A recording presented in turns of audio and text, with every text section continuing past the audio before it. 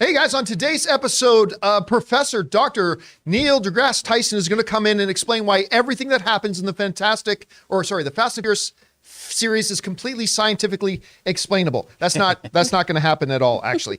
Spider-Man movies and Venom movies are going to Disney Plus. We're going to talk about the finale and the overall season of Picard Season 3. There is indeed a new Fast and the Furious 10 trailer filled with scientific accuracies that are indisputable. We're also, speaking of Fast and the Furious, Louis Leterrier, who stepped in to direct number 10, is now signed on to come back to direct number 11. Netflix is closing down its DVD service, and Redbox wants to get in on that for some reason. Unfortunately, more alleged abuse victims of Jonathan Majors are coming forward now, and they are now cooperating with the DA, but there's also some new video stuff. We're going to talk about that at the same time. I know everybody's been waiting for the day. Twilight, a TV series, is on the way. Woo! Ray's dreams have come true. It's coming, and according to reports that might be legit, Adam Driver may be our Reed Richards in Fantastic Four. That and a whole bunch more. The John Campea Show starts right now.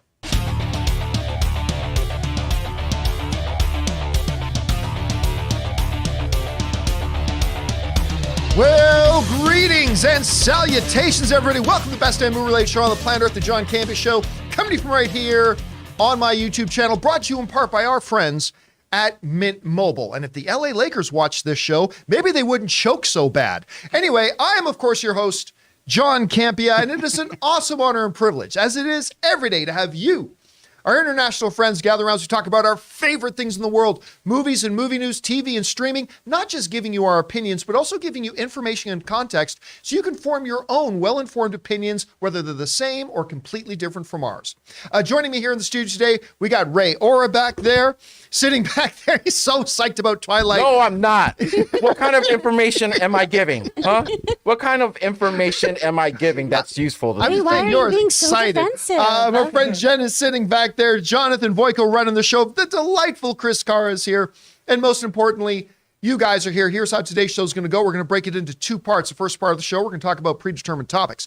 Then in the second part of the show, we're going to take your questions that you guys have been sending in to our tip link. And you can send in questions to our tip link anytime 24/7 at streamelements.com/JohnCampea/tip. And we'll get to those in the second part of the show. Also, a little bit of housekeeping, guys. Want to remind you, if you need your daily fix of the John Campea Show, but you can't be in front of a YouTube video, good news, there's an audio-only version that Neil deGrasse Tyson himself titled The John Campea Show Podcast.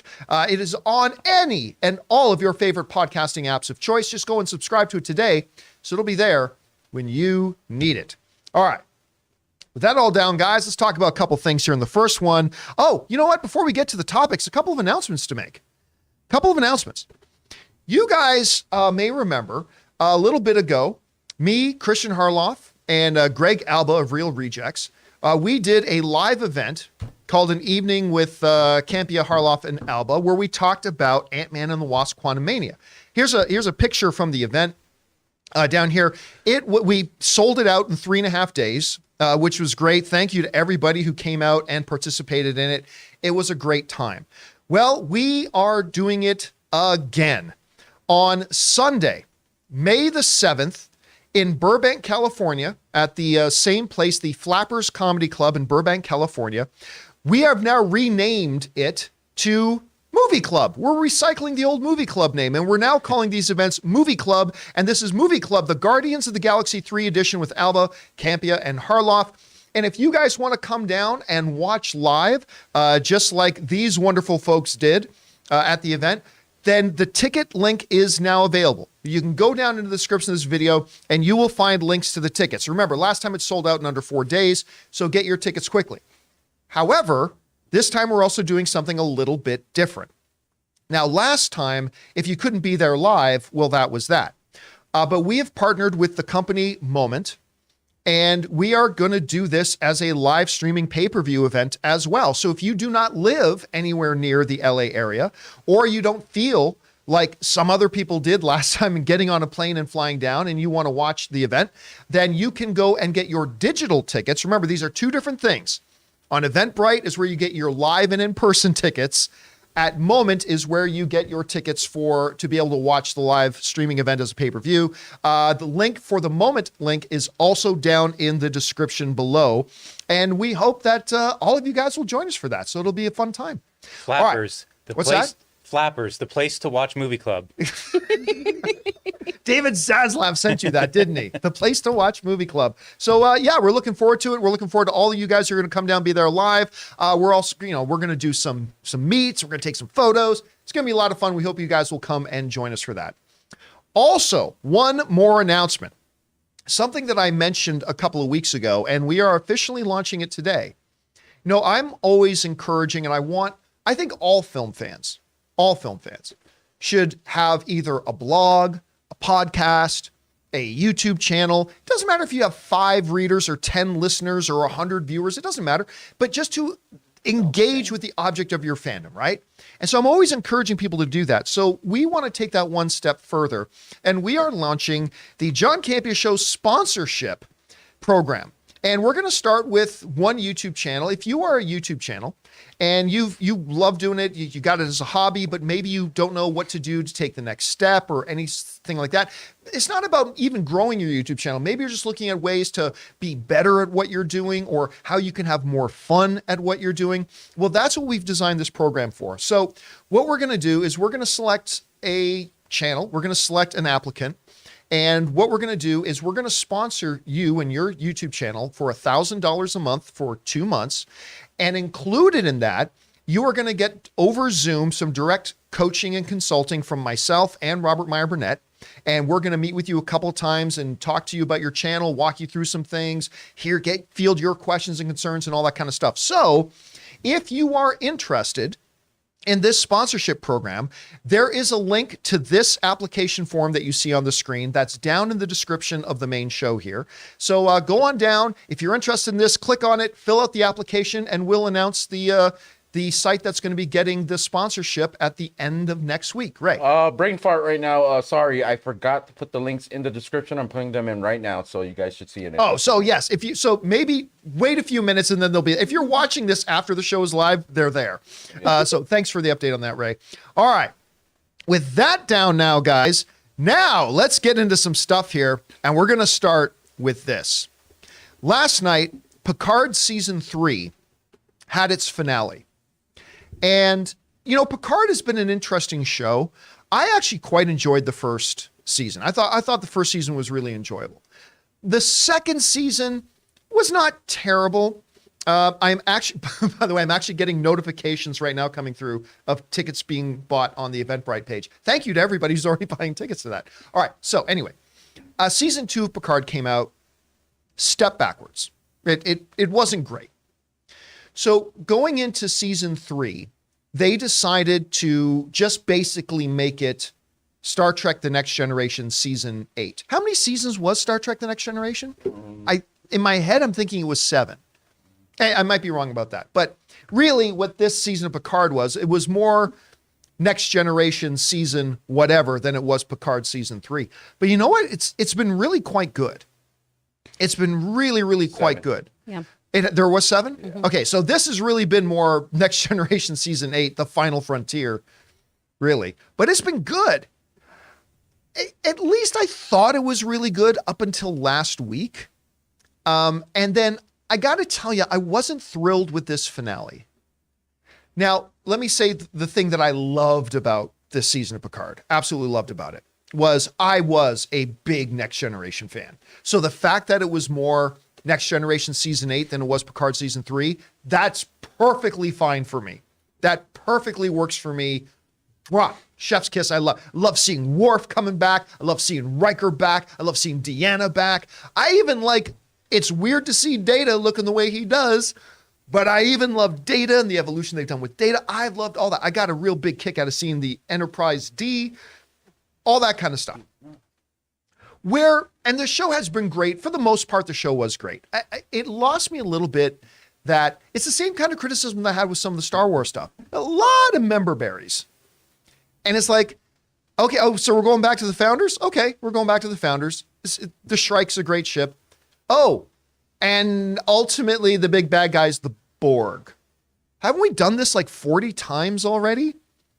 And the big board, and then, by the way, it became Star Trek: The Return of the Jedi, as the finale of the show is really just them remaking the ending of Return of the Jedi, as the fleet has to fly complicated, tight wave paths into the center of the Death Star to take out the beating heart of it, to send off a chain reaction and blow everything up. Hey, yeah, it was basically Return of the Jedi.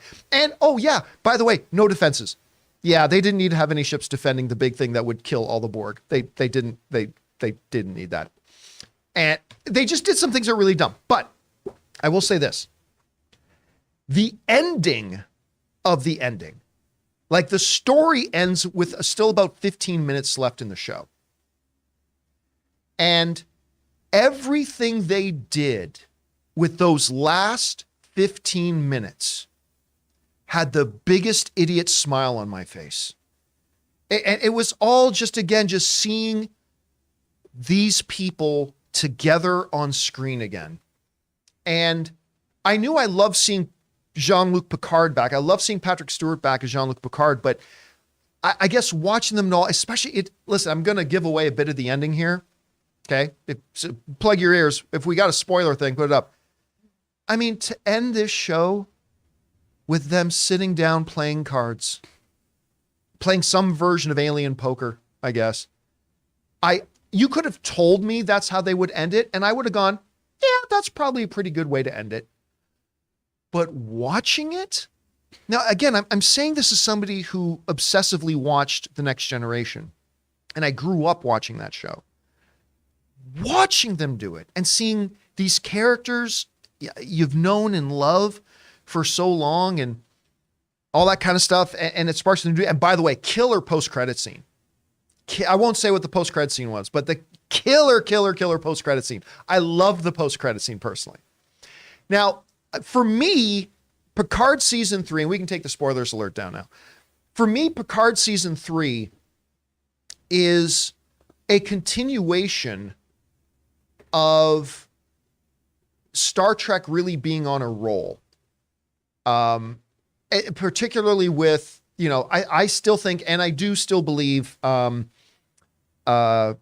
Strange New Worlds. Strange New Worlds is easily the best of new Star Trek. I mean, that show is incredibly good, and it's better than Picard season 3. But Picard season 3 overall, I may not have liked. It's like, really, we're going back to the Borg again. We're really doing, and fine. But the show as a whole was such a big step up over Picard season 2.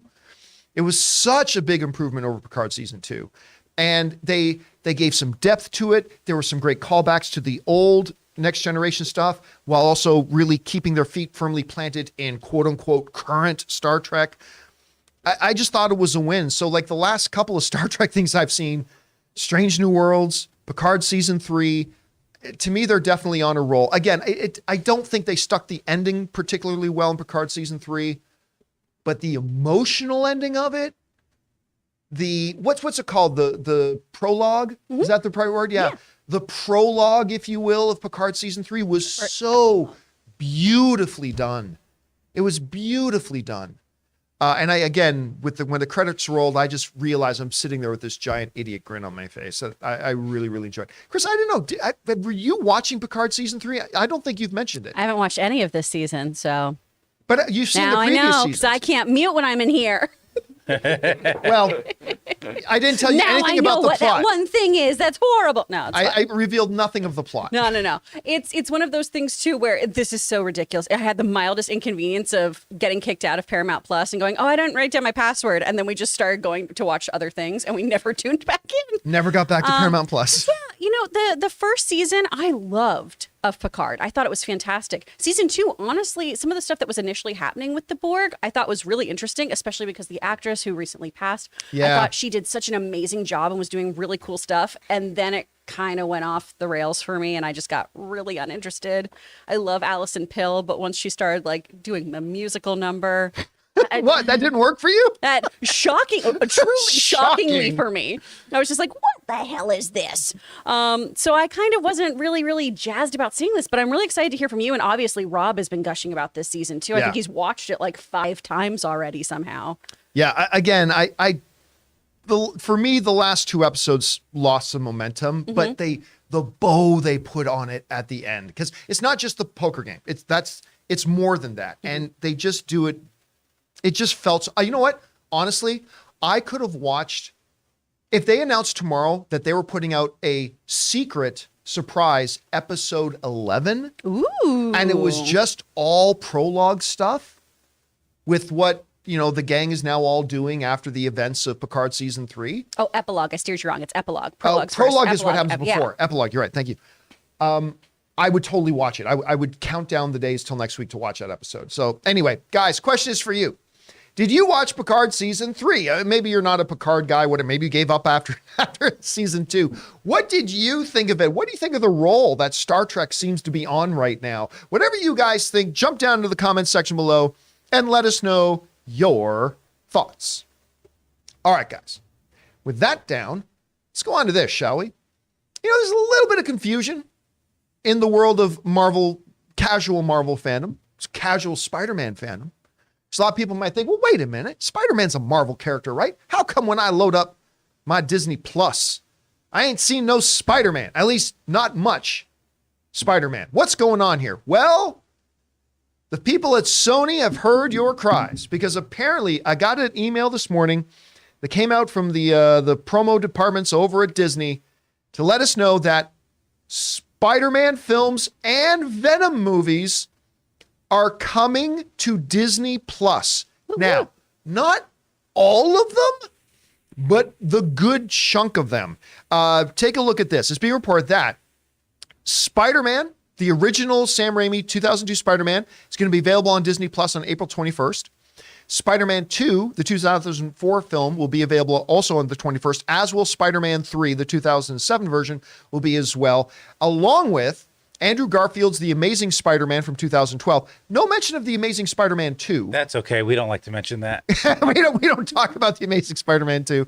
But also then Tom Holland's Spider-Man Homecoming will be available on May 12th.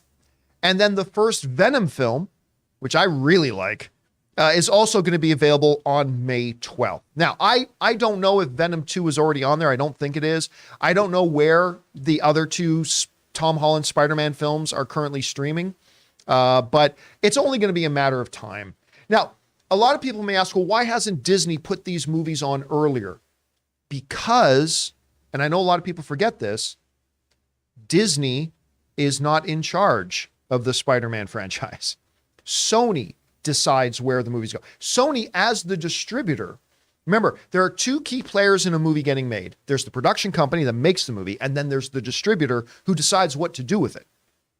It's the distributor who decides how many theaters does it go to? What kind of marketing campaign do we do? When it's done its theatrical run, where do we put it for streaming? What kind of home video options? That's all the distributor. So I guess Sony decided that Disney Plus was the best place for these particular movies. The other ones are probably still under license and contract to other places, I guess. But I think this is great. Look, I love the fact that Sony has kind of control of the Spider-Man character, but I also kind of want to be able to watch them all under one roof. And so the whole idea that these movies are now all coming together under the Disney Plus banner, I think is a good thing. I mean, it's less confusion for me anyway. I can just grab my remote control, go to Disney Plus. I can watch any of these movies that I want. And I love, by the way, that first Andrew Garfield Amazing Spider-Man movie. Anyway, Chris, you hear about this? It looks like Spidey is starting to come home under the umbrella of Disney Plus. What do you think about this? I love it. I think it's wonderful. I'm a huge fan of Andrew Garfield as Spider-Man. And listen, if we're not going to have the second one of his on there, I don't want that third Tobey Maguire one on there. Get that dancing nonsense out of here. What are you talking about? Everybody loves emo Peter. No. And him doing his weird, just like hip thrusty dancing. No, get out of here. Get out of here. That's where I learned how to dance. That's where? Yeah. Oh, poor Laura. Poor thing. But I think this will be wonderful. It's nice to have all the Spider-Men under one roof, right? Yeah. Because they're all in a film together. Why wouldn't we be watching all these? So I'm really glad that they got all of this worked out. I think this is wonderful to have on here. And, I know people talk a lot of shit about the second Amazing, and they should. They really should. But there were some really cool things that I wish we got to explore in that one, because I always do really enjoy that kind of B plot of what happened with Peter's parents and how they were spies and I had all this other stuff going on, because we constantly go back to the Uncle Ben well, right? And we've kind of avoided that with Tom. We've really focused more on his relationship with Aunt May and everything like that. But we've talked about, Uncle Ben ad nauseum. It's really, really cool to go back and go, hey, what about Peter's parents? What are they doing? What happened to them? I liked the idea of that exploration. I really hope at some point we get into that, because I always thought that was a cool storyline in the comics. The Amazing Spider-Man 2, to me, is a tale of two movies. Mm-hmm. It's half good. Yeah, It's truly. half good. Yeah. Like the bad of it is so bad that's all we remember, understandably so. But not just that stuff. I contend that Peter and Gwen's relationship in The Amazing Spider-Man 2 might be my second favorite comic book movie romance ever. I love their relationship in this. And the moment Gwen dies, now for those of us who knew the comic, right, and we knew kind of what was coming, even for us, you couldn't be prepared. Yeah. Because everybody in that movie theater is like, oh yeah, he's going to get her. He's going to get her. Oh no! And then the snap. I couldn't believe they did it. Of her head hitting the concrete. Oh, and the neck snapping, the head snap. Traumatizing. Still to this day. It was viscerally painful. Like emotionally, like it just ripped your guts. Even if you knew what happened in the comics and you knew what was coming, the way they portrayed that scene was so powerful. And then like with him visiting a grave and all that kind of stuff, like it was heartbreaking. Well, the lead up, the marketing, it being Emma Stone, there's no way they're going to do it. Oh, no There's way. absolutely no way. She's one They of the would biggest, never at do the time, that. she's one of the biggest stars in the world right Yeah. And then when they did that, Whoo! I'll tell you what, and then we had nerdy Jamie Foxx. Yeah. And thankfully we've fixed that. We did. I mean, yeah, No Way Home. Home kind of did Little bit. some work to fix that thing a little bit. Anyway, I mean, I even liked him and Harry's relationship before he became, the Green Goblin himself, Hobgoblin or whatever. Yeah. But I liked that relationship too. Like I said, there's like this tonal shift. It's It was a tale of this two is movies. Cool. This is stupid. Yeah. It's really weird the way that went down. Anyway, guys, question is for you.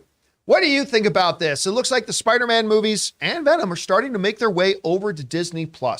What do you think about that? Were you surprised that they weren't already there? Are you excited about it? Maybe you don't really care about the Spider-Man movies. Whatever you guys think, jump down to the comment section below and let us know your thoughts. All right, guys. With that down, let's move on to this, shall we? I just got word that Neil deGrasse Tyson will not be joining us to discuss the scientific validity of the Fast and Furious movies. Shame, maybe we can get him in next time. But a new Fast 10 trailer has dropped. What was that? Oh, nothing. He just had to sneeze a little bit. Yeah, I just got. A brand new Fast 10 trailer has dropped. And I'll tell you what, look, Fast 9, garbage is too light of a word. Fast 9 was utter dog shit. That was a terrible, terrible movie. This is And such a good I am a pitch for you to Fast and watch the the Furious franchise. movie fan. Yes. You know how long I lasted in that movie? I played it here too while I was segmenting the videos that day. I turned it on that screen behind you so I could watch it finally. 9 minutes. 9 minutes. 9 minutes, I made it into it. It's and called I said- Fast 9. I'll give it at least 9 minutes. And I said, what the bleep out loud, like for no reason. And I just turned it off. It was great. It was a great 9 Just minutes. walking into a very angry Ray being like, what? No. I will forgive Moonfall, but not this. It was, oh my God, Fast 9 was so bad. And again, I went into Fast 9 with super high hopes because I really liked 8. I loved 7. I loved 6. I loved 5. I didn't like the first couple of Fast and Furious movies, but I really became a big fan of the franchise. But now we got 10 coming out. And didn't start so well with them losing their director when they were already like a quarter of the way into shooting the movie. The director was just like, I can't take this anymore. It didn't end so well either. No, I know, no, and kind of left, and they brought in a new director and all kind of stuff. But then the first trailer came out, and the first trailer, as much as I dislike Fast 9, the first trailer was fantastic. It was great. Let me find this shot. And now this new trailer has come out. And I'll tell you what. Yeah. Now, this is it. This is the part Neil was going to talk about specifically, about how the power of family can allow your car to drive completely vertically. Yeah. I'll tell you what. I thought this trailer was also wonderful. Understanding it is a Fast and the Furious movie, and today Fast and the Furious means nonsense. But within all that, Jason Momoa is going to be, he's going to be the best villain they've ever had. I mean, you can always just tell from the trailers. Momoa is going to be the best villain they've ever had. Jason Statham in this is basically a big notification that there will never be a Hobbs and Shaw 2, because I don't think The Rock is going to ever forgive Jason Statham for appearing in this Fast and the Furious movie. But it is what it is. I don't care. There's so much ridiculous, but at least look, as dumb as this shot is, they're not in space. Might as well be. Okay? They're not in space with duct tape on the windows. Okay? As long as it's not that, I can buy into this. I don't care. I think it looks great. Doing his Chris, best you had a Captain chance to see America. the new trailer. What did you think about it? Oh man, this trailer has everything. A disregard for science. You've got Brie Larson with a machine gun, Jason Momoa, child endangerment. It's everything you could want in a movie. Yep, and John Cena is the And one John- who's endangering. Well, exactly. That's And that's why you right. go, oh, that kid's probably fine. He's with Cena. He's with great. Cena. Yeah. What harm could happen to the kid I if said he's it's with their John Grogu. Cena? Yeah, exactly. Can I say, Yes. like, do they just like destroying landmarks across the world? I mean, what's the next one in the next one? It's probably they need to be Oh. arrested. This family needs to be arrested. They're you think? They're too fast and too furious. They are destroying. Well, just wait, because in 11 they're going up the Eiffel Tower, and then they're going to drive Down Oh, the yeah. the Eiffel Tower. Yeah, so no, I'm not down with public what do you call it? Destruction, Yeah. Where Defacing you public destroy property? other people's property. Yeah, I'm not down with vandalism. vandalism. Very, But look, very he's pro vandalism he's over clearly here. a man of Love God, it. and he's praying Yeah. about these physics. So Yeah. therefore, he's got to stop the destruction of the Vatican. Exactly. And then the Jason Momoa part, that's exactly from the other ones, right? Or at least the one with the Rock. There's a few new things in there. But Yeah. come on, like pulling up in a car in front of a group, in front of his whole thing, and just challenging him. Come on, that's been done already. I do that every day. We see an intense spinal injury in this trailer too. What Oh the- yeah, Yeah. yeah. They're fighting. Speaking of a and then snap. she just falls on the ground flat They on her fall back. 2 stories But again- out through a Oh, broken yeah, window I heard onto that the part. edge of a Does this table. on the edge of a table. I didn't notice that part in This is her looking up, Batman and her didn't back survive. went like that. And he got an exoskeleton, and Michelle Rodriguez just like brushes it off. Yeah. She's cool. And Which I mean, also- fair. Stretch it out. Fair. Can I mention the amount of fog in Jason Statham's house? Is it Yeah, fog? there's Or a his lot garage. of fog for those London fight fog. scenes. There was so much fog in there. I was like, he must live in London, right? Because that's the foggiest place on earth, right? Yeah, Next he's to just, you know, And will somebody tell these women that a hardcore car race is no place for tight, short leather skirts? Of course it is. Well, It's just no place. It's definitely the women we need to talk to, and not the folks putting the actresses in these No, outfits. those actresses made a choice to I will say get off that motorcycle like that. It was not the male director. the shot with Brie Larson in like her little business suit, the shooting that machine. Oh gun. yeah, I heard you make noises. yeah, when that yeah. I was happened. like, that's a really cool shot, just because she's not in the usual attire that usually that you're used to seeing her yeah. in. And look, with all of this, I still thought it was awesome. I can't wait to watch this movie. I I'm have very to watch excited this for it. franchise. I gotta sit down and watch 9 movies. Yeah, just for the record, Chris is the only Fast and the Furious movie she has seen is not even technically a Fast and Furious movie. Nope. You've only seen Hobbs and Shaw. Yep. So you get the Jason Statham character. I understand why he's there. Yep. Oh, And I've only seen the very first one and parts of Oh. Tokyo Drift. Okay. So. Oh That's my what we God, use you've never Studio gotten to B the for good now. ones. Yeah, 4 is where it starts. I don't like 1, 2, or 3. 4 is where it But starts to 4 is when pick we up. pick up I'm momentum. tripping. Tokyo Drift was still 4 is where it starts to pick up, and then 5, it's just blasts off. Like 5 is where it just gets. As a matter of fact, I mean, this is a franchise that until 9 has just gone up and up and up and up. Into Like, space. check this out. So the first Fast and Furious made $207 million at the box office. Of course, that first movie was nothing but a blatant Point Break ripoff. Like, it was a plot point by plot point, absolute pure. What's the word when you copy Crap. work in school? Oh. Plagiarism. Plagiarism. It was pure plagiarism of whatever. But they did get a sequel made, and the sequel made more money than the first. Then they made Tokyo Drift, and it made more money. And then they made Fast 4, and it made more money. And then Fast 5 came out where Dwayne The Rock Johnson, this is where Dwayne The Rock Johnson got inserted into the franchise, made $626 million. Then Fast 6 went up again at $783 million. Then Fast 7 hit $1.5 billion. Oh, God. Fast 8 took a little bit of a dip, but still in the $1 billion club with 1.2. And then Fast 9 took a significant drop down to 762. But you also have to keep in mind pandemic. You also have to keep that in mind for it. And I don't think anybody in their right mind went back to watch it twice. But I say that understanding there's probably a bunch of people that love Fast 9, and that's awesome. I wish I did, but I didn't. So I think this new movie is going to break the $1 billion club. I think it's going to join the $1 billion club again, barring it being as horrible as Fast 9 was. But if it can just get back to its like Fast 6, Fast 7 kind of tone and everything like that, if they can get back to that, they can blow the roof off financially on this movie. Anyway, guys, question is for you.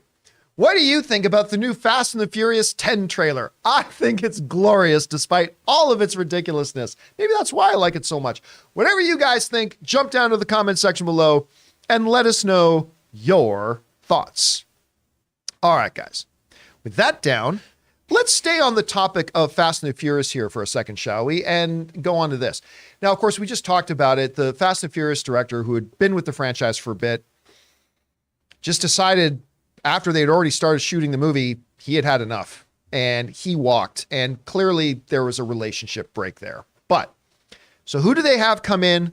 Louis Leterrier decided to come in. By the way, my director in my Marvel debut in The Incredible Hulk. Louis Leterrier was my director in that. I'll never forget the when he was directing me, the line where he said, "You a bit that way." It changed my life. When he said, "You a bit that way." You're like, what's my motivation? It's like me telling you. Yeah, it was life-changing stuff for me. But Leterrier decided to step in and took it over, and at least from the marketing, it looks like he did a bang-up job. Well, now, according to reports, they had such a good time making it that he is now indeed on board to direct the final installment of Fast and Furious, which will be the next one, Fast 11. This comes to us from the folks at Variety who say this: Louis Leterrier is staying in Dominic Toretto's family. The transporter Helmer will serve as director of the next film in the grand finale of the Fast and Furious franchise.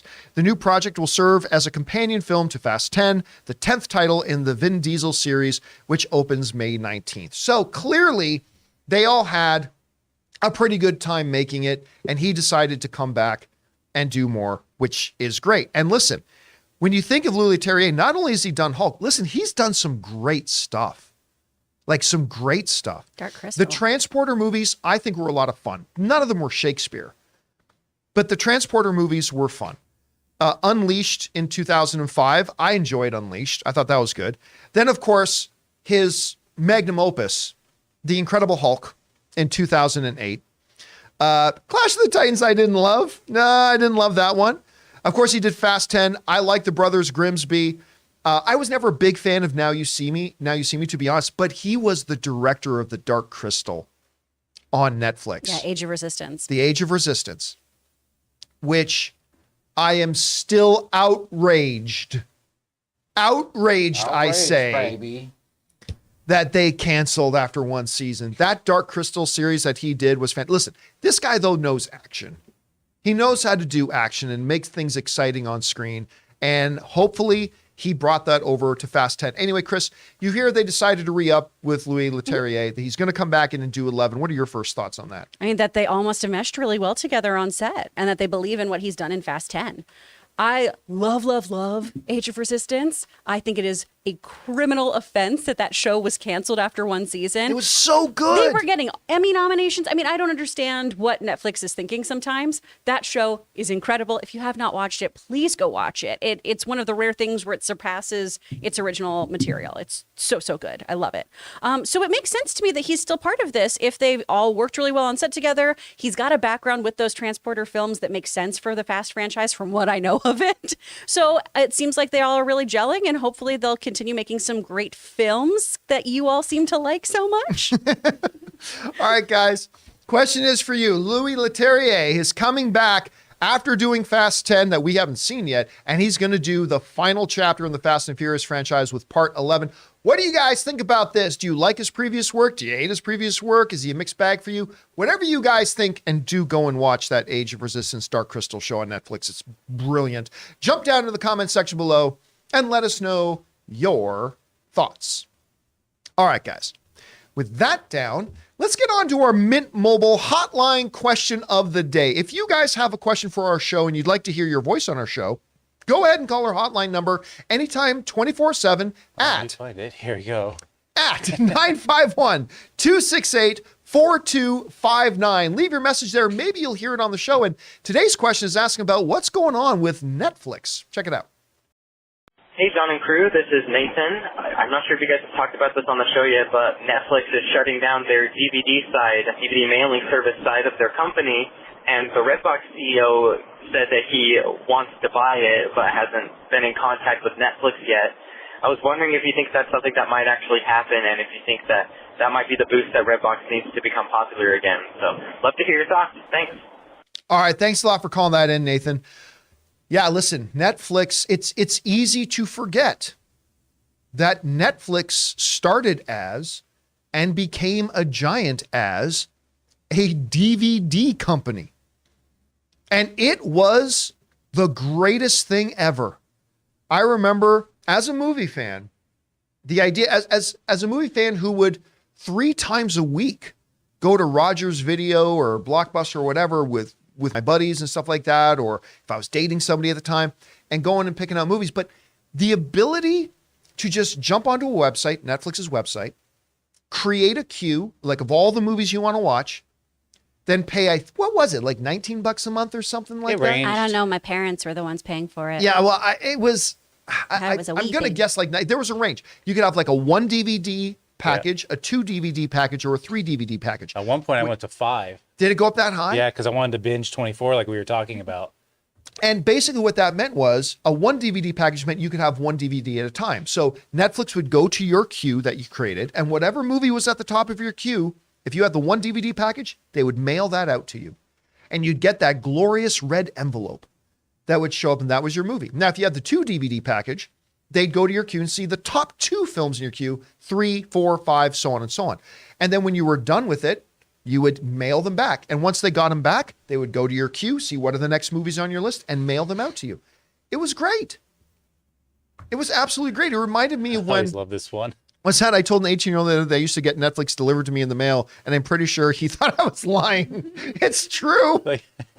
It's true. So it reminded me a lot of when Apple started selling individual songs on iTunes. Like that was a game changer, right? So that's what they used to be. Well, a lot of people didn't even realize they were still running that business. They are still today running that mail order DVD business, but they are closing it down, and Redbox wants to get in on it. This comes to us from the folks over at the Hollywood Reporter who wrote the following. Could Netflix's red DVD envelopes and Redbox's bright red DVD kiosks someday be part of the same company? Bill Rashona, the CEO of Redbox, owner of Chicken Soup for the Soul Entertainment, sure hope so.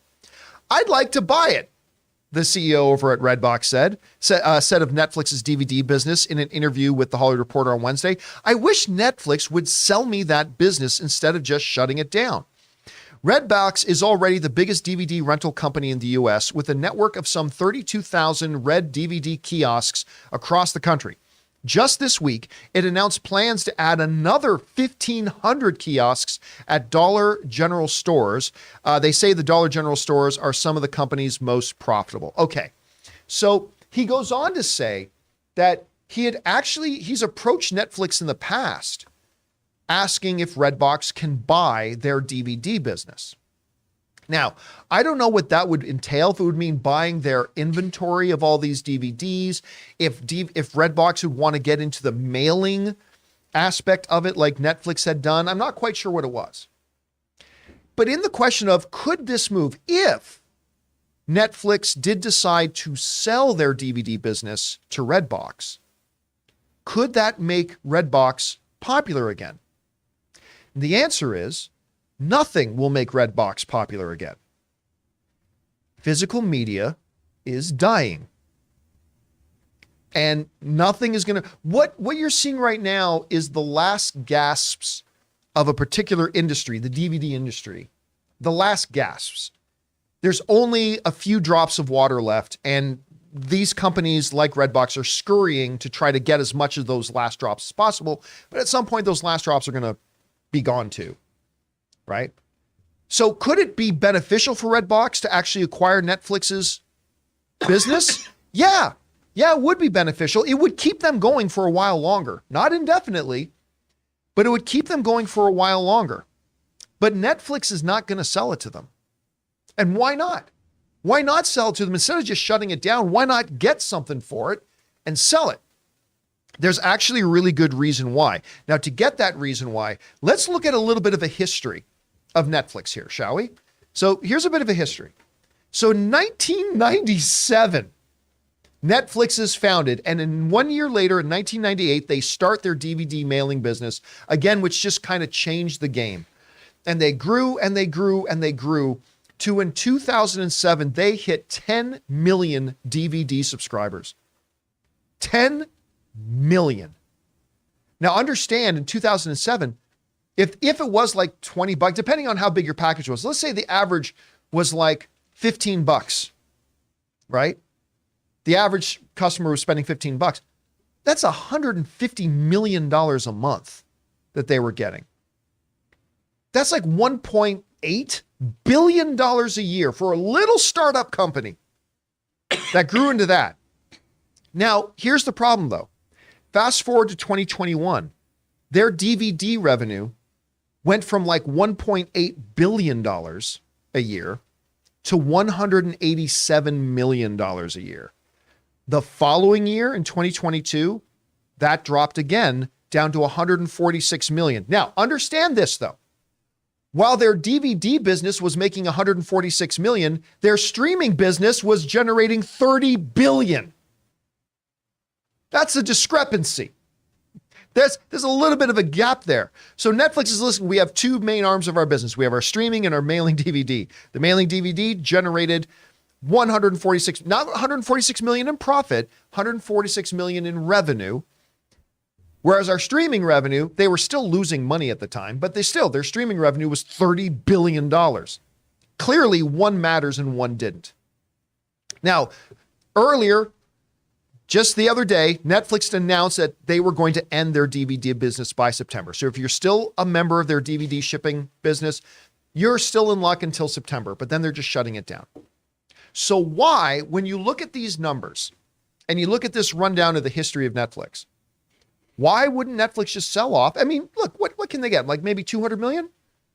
Maybe $175 million? Like, why not take $175 million from Redbox instead of just shutting the company down and getting nothing? Here's why. Because despite the fact that Netflix was founded on physical media, Netflix wants physical media to die. They want it to die now. They don't want to help keep Redbox going, because if people are renting their entertainment from Redbox or whatever, they don't need to watch Netflix streaming. Now, there's not a one-to-one direct correlation. Of course it's not, but it's the principle. Netflix, as an exclusive now streaming company, now that they're shutting down their DVD mailing, as an exclusive streaming company, they want physical media to die. And they're not villains for wanting that. Of course they do. That is the death of physical media is good for business for them.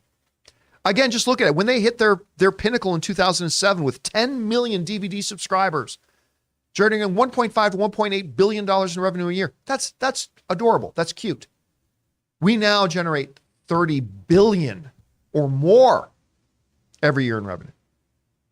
And we will only get bigger as long as physical media dies. They want it to die. That's why they ain't going to sell it. Anyway, Chris, I think it makes sense why Redbox would want to buy out Netflix's business. Yeah. What do you think about the fact that their DVD business still exists today, the fact that they've announced that they're closing it down, and do you think they should sell it off to Redbox? What do you think? I mean, I would love for them to sell them off to Redbox, but I think to your point, they won't. You know, when we were talking about the story off air, I was joking around saying, I didn't even know Netflix was still doing these discs and everything. But, you know, Jen's grandparents use them and a lot of other people use this. When you look at the actual media that we're able to stream to, I'm just going to like channel Robert Meyer Burnett here for a moment because physical media does matter, right? The amount of things that you can stream is very limited compared to what's actually been created. We look at what happened with Warner Brothers with their big animation dump. A whole bunch of shows now do not exist anymore. They just point blank do not exist unless you had the propensity to go buy the DVDs or the Blu-rays or whatever prior to this. We kind of took for granted that things would always be available to us. And once streamers dump them, we will never watch these things again. You know, that's why I look ridiculous. I still have like a early aughts style binder of my CDs with all my music. My DVDs are in there and all of that. And I just keep them in this thing and they're still there because even though I usually go, oh yeah, I'm going to watch Princess Bride streaming on something, I want to make sure I still have my copy of Princess Bride because I'm going to be heartbroken the day that I can't stream that, you know, and there will come a day. There absolutely will, where certain films, even classics to us, probably aren't going to be available, right? Just on certain platforms or whatever. So I do think it's really heartbreaking that some of these models are dying, but also from a business standpoint, it does make sense. Most of us don't know that they're still doing this. Redbox, we do associate as something you like stop by, I guess, when you're on your way to a 7-Eleven and go, oh yeah, there's a rom-com I'll rent real quick. It's not something that we see in the everyday zeitgeist being advertised. So it makes sense for business. It's financially viable to get rid of this, at least in Netflix's terms, and to not sell it off to the competitor because they do want you to just tune into streaming and they don't want you to have those other options. Which I know you said it doesn't make him a villain. Gosh, it sounds like a bad guy in a movie though, right? We're like, oh, those capitalists. I get it, but it's business, right? I mean, you want your whole bread and butter now is made with people going streaming. Exactly. And to that too, I would say everyone gets very up in arms when it comes to big things like this, right? About like, oh my gosh, these companies are killing physical media. Are you all going out and buying physical media? I often don't. I will tell you right now, I'm very guilty of this if I only go get special edition things sometimes. So there's tons of stores around that you can still go to.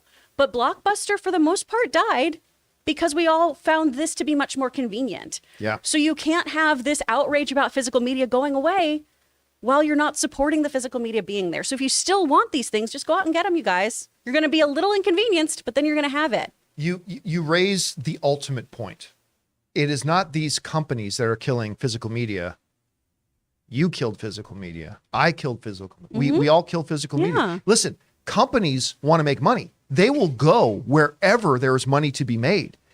These companies, like I remember when Samsung, who was the world's #1 producer of physical Blu-ray players, when they announced, Rob and I covered this, when they announced that they were going to stop making Blu-ray players because nobody was buying them. Like, that's why. It's not the companies that are killing it. The companies are shutting down because y'all said you don't want to buy this stuff anymore. And that's just been the reality. Anyway, guys, question is for you. What do you think about this? Netflix, first of all, I bet 90% of you didn't even know they were still mailing DVDs, but they have decided they're shutting it down. Redbox wants to get in on that. It doesn't look like Netflix is going to oblige them. Whatever you think about this, jump down into the comment section below and let us know your thoughts. All right, guys. Listen, we still have a number of things to talk about here today, including some new developments, unfortunately, with the Jonathan Majors situation. Twilight series is coming. Adam Driver, maybe Reed Richards, Fantastic Four, that and a few other things. But before we get to them, we want to thank a couple of sponsors of today's episode. The great folks over at BetterHelp and my mobile service phone provider, the great folks at Mint Mobile.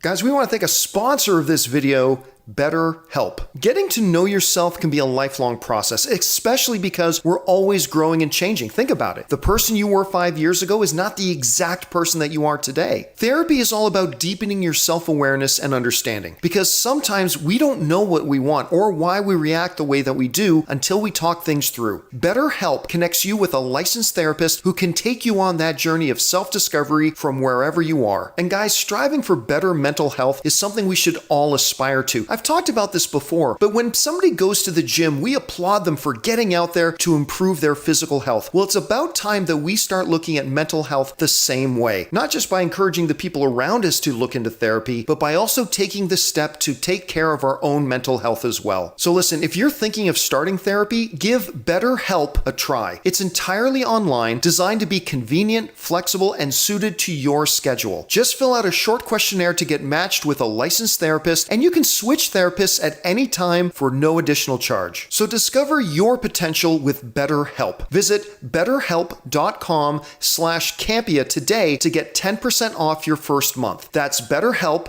HELP.com/Campea. We want to thank a sponsor of this video, Mint Mobile. From the gas pump to the grocery store, your utility bills and favorite streaming services, inflation is everywhere. Seriously, make it stop. Thankfully, there's one company out there that's giving you a much needed break. It's Mint Mobile. As the first company to sell premium wireless service online only, Mint Mobile lets you order from home and save a ton with phone plans starting at just $15 a month. You guys know that ever since I switched to Mint Mobile, I've been saving almost 70% a month over my old phone plan. For people looking for extra savings this year, Mint Mobile offers premium wireless for just $15 a month. By going online only and eliminating the traditional cost of retail, Mint Mobile passes the significant savings on to you. All of their plans come with unlimited talk and text plus high-speed data delivered on the nation's largest 5G network. Use your own phone with any Mint Mobile plan and keep your same phone number along with all your existing contacts. Switch to Mint Mobile and get premium wireless service starting at just $15 a month. To get your new wireless plan for just $15 a month and get the plan shipped to your door for free, go to mintmobile.com/Campea. That's mintmobile.com/Campea. Cut your wireless bill to $15 a month at mintmobile.com/Campea. And thank you to our friends at BetterHelp and my mobile service provider, Mint Mobile, for sponsoring this episode of the John Campea Show. Remember, guys, when you check out and support our sponsors, you're actually supporting us. So if you look down in the description of this video, you'll find links and promo codes to today's sponsors. And thank you again to BetterHelp and Mint Mobile. All right, guys, with that down, let's move into this. The Jonathan Majors situation continues to get more and more cloudy, if you will. Of course, remember, he was arrested and charged back at the end of last month. The lawyer said that she had irrefutable mountains of proof that they're going to bring it to the DA and get all the charges dropped. Charges have not been dropped. And then recently, his management company dropped him and his PR company dropped him. Then yesterday, we talked about the fact that 2 movie projects have dropped him and a Major League Baseball ad campaign he was going to be doing dropped him. Now, all the while, we wanted to clarify to everybody, listen, these companies and businesses deciding to separate themselves from him right now is not an indication of his guilt. It's not. It's just a company and a business saying, hey, you have this baggage attached to you right now. And maybe it's unfair that you have this baggage attached to you, but the reality is you do. And we got to protect our business. We can't let your baggage become our baggage and separate themselves. Now, it doesn't mean he's innocent, but I'm just saying, we've been really wanting to point out that just because companies have been separating themselves from it does not necessarily mean an indication of guilt. Still, a lot of us have asked, well, where's this evidence? The lawyer kept saying that we're going to get everything dropped and blah, blah, blah. Well, anyway, now, according to a report in Variety, there are now more women apparently coming forward and are cooperating with the DA. Now, it says this in the report. It says, as Jonathan Majors prepares for a May 8th court appearance on domestic violence charges, his PR problems are about to get bigger. Sources familiar with the matter tell Variety that multiple alleged abuse victims of Majors have come forward following his March arrest and are cooperating with the Manhattan District Attorney's Office. The prospect of more women waiting in the wings would mark a dramatic turn in the case and comes on the heels of Majors' publicists and management firm cutting ties with the embattled actor. Earlier this week, the DA has declined comment. All right. Now, while that story was coming out, there is another story that also came out in the Los Angeles Times saying that finally Majors' lawyer has submitted some video evidence to the court. It's probably all part of discovery so that the DA can take a look at it. Finally, now I have not seen the video myself. So you can hear about a lot of things in video. Video can have it's all about context. It's all about context. But according to the reports in the Los Angeles Times, it says that there is apparently and allegedly video of the woman that he allegedly assaulted after the alleged assault out at a nightclub where she appeared perfectly fine, that she was paying, there's security video footage of her pulling out credit cards and whatever, because apparently her hand was injured in the alleged assault, but pulling credit cards out perfectly fine. Now, again, this is all out of context. It does not necessarily mean one thing or the other. To me, it's much like when the text messages got released and a lot of people said, see there, the text messages prove he didn't do anything. Meanwhile, the other half of people are saying, those text messages look like they are clearly from somebody in an abusive relationship. But so it's all about perspective and it's all about context. But again, my question would be, if this video is quote unquote definitive, why would they not have shown this to his management company? Why would you not have shown this to his PR company? Because, I mean, listen, a PR company, their whole job is spin, right? That's what a PR company does. A PR company is about spin. Or did they show the PR company? And I am asking these as questions. These are hypotheticals. I don't have the answer to this. Did they show them to the management company and the PR company? And they both go, yeah, this doesn't prove anything. I mean, I don't know. This is all speculation, theoretical. Remember, I wasn't there at any of this. I'm just reading the reports that are in the news and trying to make some sense of it myself. But again, it gets a little bit more cloudy. Now, we haven't even discussed the fact that, there's some other people that apparently went to school with Jonathan Majors that came out on Twitter and saying, oh, he's a monster. Quite frankly, that's very distasteful to me. I don't like brave keyboard warriors jumping on social media to air their grievances when somebody else, when they see an opportunity to strike. I'm not big on that. But that's different from people going to the DA and saying, we have a story to tell and we're willing to testify. That's different from your own publicist company dropping you and all that kind of stuff. Listen, I've been very steadfast in this. I will say it again. What I hope happens is because whenever you hear that something terrible may have happened, you hope that terrible thing didn't happen. So what I hope happens here is that this is going to get in front of the DA. The DA is going to see all the evidence and the proof and go, there's clearly no crime here. That Jonathan Majors did not do anything, and that they can quickly throw this case out. If that's the case, they can quickly throw it out, and that Jonathan Majors can get back to his career. And I've heard some people say, oh, it's too late. I don't believe it's too late for 1 second. I believe that the DA comes out and says, I have looked at all the evidence. It is clear that Jonathan Majors didn't do anything. Then I think he can get back on track real quick. Like real quick. And I think this will all be forgotten fairly quickly too, if that's what happens.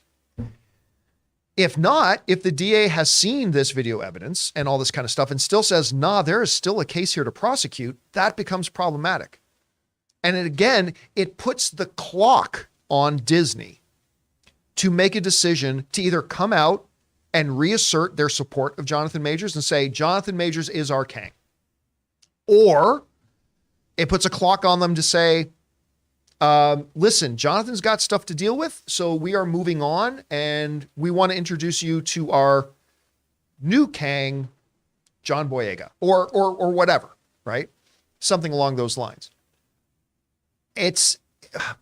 But again, this is still a story that new stuff is coming out all the time. For us as film fans, ultimately, it's about the movies that we watch and what we're going to see. and what happens here and the consistency of it and all this kind of stuff. I just got, ever since I watched Jonathan Majors in Lovecraft Country, I just knew I want to see this guy on screen for a long time because this guy's got it. There is an X factor that he has. And I'm not talking about mutants. There is an X factor that Jonathan Majors has as a performer. And you really saw it in Creed 3. And I want to be able to see all this stuff. So that's why I'm crossing my fingers and hoping that the DA comes out and says, yeah, I've looked at everything. We can all rest assured Jonathan Majors did nothing. But if not, it's going to get even stickier. Anyway, Chris, we've seen both stories now that apparently after 3.5 weeks, the lawyer finally decided to let somebody see this video. And it apparently shows one thing. We have reports coming out saying that more women are coming forward to the DA. We don't know what they're saying, so we can't really put too much into that. But anyway, you're hearing about this. What do you think? Well, and another wrinkle's been added too, because supposedly the alleged victim also worked on Ant-Man Quantumania. Which could, I did not hear that. That's in the Variety article. There's a just tiny little blurb. There's a one-line moment with a Disney spokesperson did not address this comment. Oh gosh. Now that could also explain why Disney has been very, very on the, defensive here of like, let's make sure we're doing stuff. Let's get this taken care of. Let's make sure we are doing actionable things, because this could potentially be tied to something else directly to them. It could blow back on them. Exactly. I didn't know that. Yeah. So that makes a little more sense to me. I do find it interesting that in Variety, it is just this tiny little throwaway thing of just like, it seems like she worked on this film. Okay. Interesting. He had to meet her some way. Exactly. But it could connect to Disney, so I understand a bit more why they are being a little bit more proactive about all of this. Majors himself has been stepping down on his own accord from other things as well during this time. He removed himself from the board of the Gotham Film Institute. He's part of the Sidney Poitier initiative that helps young filmmakers. So he is really taking a big step back as well from things that he has assigned himself to. Maybe that is to be the first person to pull that plug, right? I'm going to remove myself before you guys remove me, that sort of thing. Well, you know what that does too? Because if he says, I'm removing myself from this Gotham Film Board, right? Then and this is a huge if the DA comes out in a few weeks and says, yeah, we're dropping all this kind of stuff, then it's not an issue for him to say, okay, now that this is behind me, I'm rejoining. If Gotham Film Board says, we're kicking you out, exactly, that becomes much more problematic later. Okay, that's actually really interesting. So there are some other things happening here too. It's just, you said muddy, and I think that's the best term to describe this right now, is there's so much information, but there's not clear-cut data, if that makes sense. Yeah. Right? And we all have our own interpretations of everything that's coming out right now. And really what we need is to wait till May 8th to get those facts, right? And then we can all figure out what's going on from there. And hopefully May 8th never comes. Well, no, May 8th comes, but hopefully Groundhog Day. Oh no. Hopefully this will be resolved before then, but if not, it could get even more. Guys, this is a story that continues to evolve. And from a film fan perspective, obviously there are much bigger issues here at play, but we are a film and entertainment show. So we kind of focus more on the repercussions with the film and entertainment. So we're all kind of waiting to see what Disney's going to do. What's going to happen? What is the future of the MCU, of which Kang is the face of it? Whatever you guys think about all this recent news, jump on down into the comment section below and let us know your thoughts. Ray. I just want to say, you know what's crazy about May 8th? What's that? It's the day after our live event. Oh, it is. That's right. It's the day after. And do we have links to the live event? Yes, we do have links down there. Fabulous. For those of you who were waiting, right at the top. For those of you who are waiting for those links, Ray has put those links down there now. If you'd like to either come personally and be there at the physical event that we're doing on May 7th, or if you want to get the pay-per-view and watch it from wherever you are in this big old world of ours. All right. With that down, guys, let's move on to our next topic here that I know Ray has just been waiting for us to get to. You are pointing the finger so much. So, listen, there is no getting around it. Yes, there is. The Twilight franchise, think what you want about it, say what you want about it, have whatever opinion about the franchise that you will. It was a monster damn hit. And it made shit tons of money. It made a lot of money. Lest we forget, let's go over to this. The first Twilight made $407 million, and it just kept going up. The second Twilight New Moon made 600. Remember, this is pre-2010 numbers. Twilight New Moon made $688 million. Twilight Eclipse made 709, and then it kept going up. Twilight Breaking Dawn made 712, and then the finale, Twilight Breaking Dawn Part 2, made $829 million. It always makes me giggle when I hear people say, oh, nobody cares about Twilight. Math would suggest otherwise. Numbers suggest otherwise. This was a franchise that had a real hardcore fandom, a loyal fandom, a passionate fandom. And I still remember there's an episode of Parks and Rec where there was a guy who, Pawnee was going to be making a time capsule, and there was a guy who desperately wanted a copy of Twilight put in the time capsule of the thing. It was just, the whole episode was about it. It was freaking hilarious.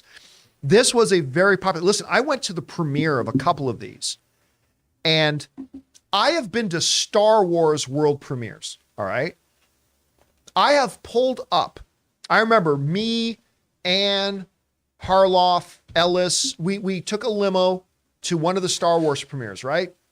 And we pulled up to the VIP entrance line, and we got out, literally, Kathy Kennedy's limo was right in front of ours. Ooh. And Kathy Kennedy got out of her car right in front of ours. I think Harrison Ford was behind ours. When we pulled up and got out, some people in the bleachers were there, and I guess they recognized these idiots, and they were like, Jedi Council, which was pretty cool.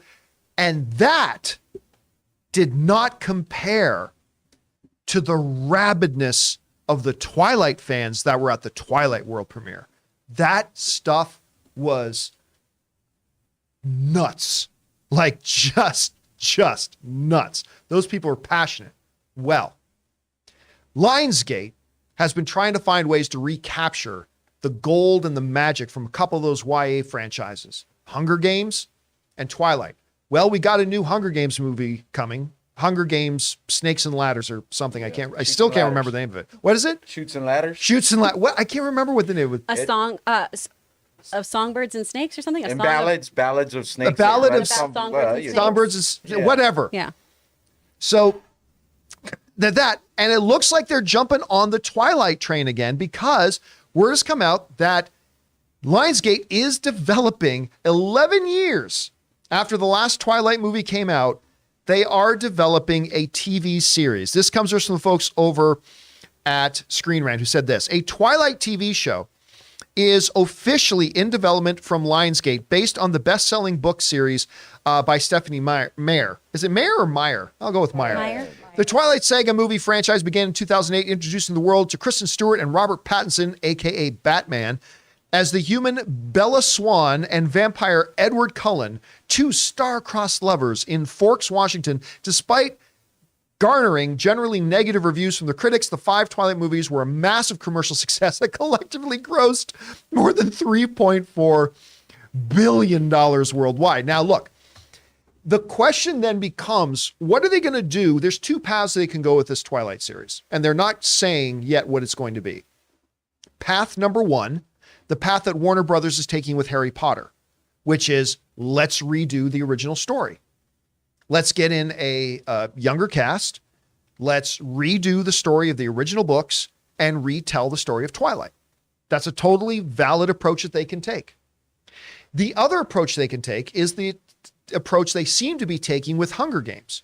Instead of going back and redoing Hunger Games, they're telling a new story from the Hunger Games thing, the story of songbirds and snakes, a ballad of songbirds and snakes. They're telling a new story. A few years ago, the Lionsgate CEO did say something about, we still think there are many stories to tell in the world of Hunger Games and Twilight. So will this Twilight series be new stories in the world of Twilight? Will it pick up with the children of Bella and... what's his name? Edward, of Bella and Edward. Is it going to have Batman Boy in it? Is it going to have Twilight Boy in it? Or do we find out? See, now I'd be interested in this. Do we find out it's like now 10 years later, the magic is worn off between Bella and Edward. And while Edward is doing his vampire things at his vampire day job, she's off getting some on the side with Jacob? Oh, good job. Hey! Oh. I want to see that. Yeah, I want to see that. Then I hope she's like, maybe I shouldn't have committed to somebody when I was 19 years old. yeah. Why? And then maybe they did, I don't know. I'm just throwing it out there. They decide to experiment a little everything bit. at They get 19. wolves and everything involved. It's a grand menage a trois of supernatural proportions. Aw. Not have you right. Brought to you by the creators of Riverdale. Let's have you not write anything. So, I don't know. Chris, let me ask you. I mean, I get it. When you look at the numbers, this is a 3.4, not even counting the sale of the books. This is a $3.4 billion film franchise. Yeah. I get it. If you don't think this is a smart move, don't open your own business because this makes good business sense. I'm not interested in it, but I can see why they're doing it. What would be the better approach for them? The Harry Potter route with retelling the original story of the books, or what they seem to be doing with Hunger Games, which is tell new stories in that world?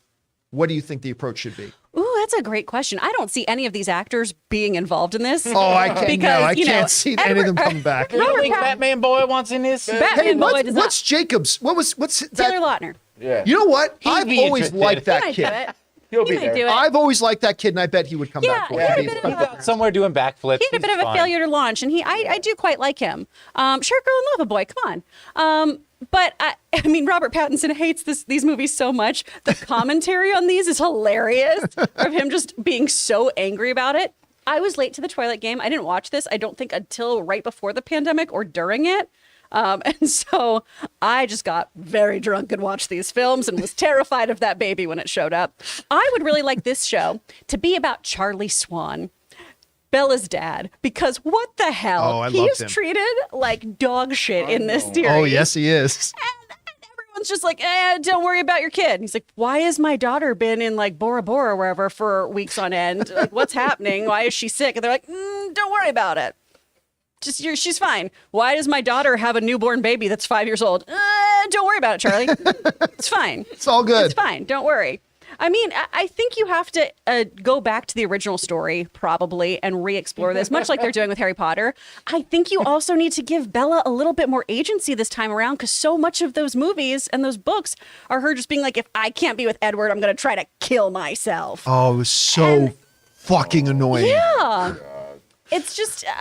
It makes it for a difficult watch. And I understand that she is a teenager, but if she is going to commit to eternal life with somebody, maybe, just maybe, we give her a little more thought process behind some of these choices. You don't want to just be like, for every scene she's in.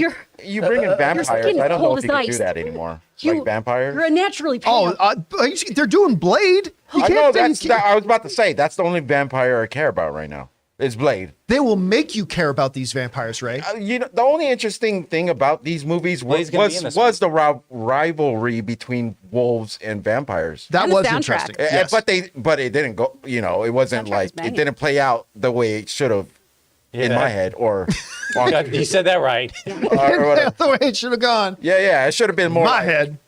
You know what's funny? Brutal. We always give a lot of crap to Tom Hanks's Big, because at the end of the day, that woman is a pedophile. She didn't because know. she had.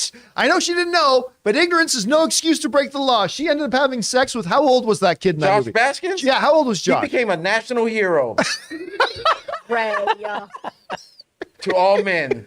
Nice. Like in South Park? In South Park, nice. Nice. But Edward was what, 300 years Something old? like that. And you he's know. banging an 18-year-old girl? Not Okay, until don't they're say it married, that though. way. They don't consummate until the Okay. marriage. Yeah. Okay, you Until know they're what? on their I take it honeymoon. back. And then he breaks a bed, and a whole bunch of teenage girls were like, "What?" The World According to Twilight. Let's write a book. This is why I think it pays off to see this movie in your 30s, because you go, "Oh, you're gonna have to pay the hotel so much money. That's damage fees." No. What are we talking about again? I can't even remember. I think they were Shoots jumping and on the bed ladders. or something. Anyway, guys, the question is for you. What do you think about this? Look, as much as this is not for me, I get it. This was a $3.4 billion movie franchise that had a passionate fan base. And just because it didn't appeal to me does not delegitimize it. It appealed to a lot of people. So what approach should they take? Should they go redoing the original story? Should they add more? And here's a real question for you. Honestly, what could they do? that would make you go, you know what? I'm not a Twilight person, but I'll give that show a shot. Do you really think you're going to get a ton of comments Make it on Harry this Potter? video- I don't on know. this segment? I think people are going to answer this question. I think people could say, you know what? You If know, they let's put a poll up. let's put a poll, could they do anything that would get you to watch it? I don't know. Whatever you guys think about this, jump down into the comment section below and let us know your thoughts. Are you horny for vampires or for werewolves? Or both. Or both. You need to limit yourself. Crossover with 50 Shades. 50. That's right. Well, It inspired 50 Shades. 50 Shades Oh. was 50 Shades started as Twilight fan fiction. And then they just adapted it to be its own thing, but it was Twilight fan fiction. Look at this vicious That cycle. is crazy. Yeah. They're so far in movie. Oh, they're Right. really the same. Are this different? Not really. Anyway, that down, guys. Let's get on to our main final topic here of the day, and that is this. Listen, the question that has been going around a lot lately is, number one, who's going to be in the Fantastic Four? Particularly, who's going to be Reed Richards? Now, the fan casting of the planet Earth was John Krasinski. So Kevin Feige gave him their wish. And John Krasinski popped up in Doctor Strange: The Multiverse of Madness as another realities version of Reed Richards.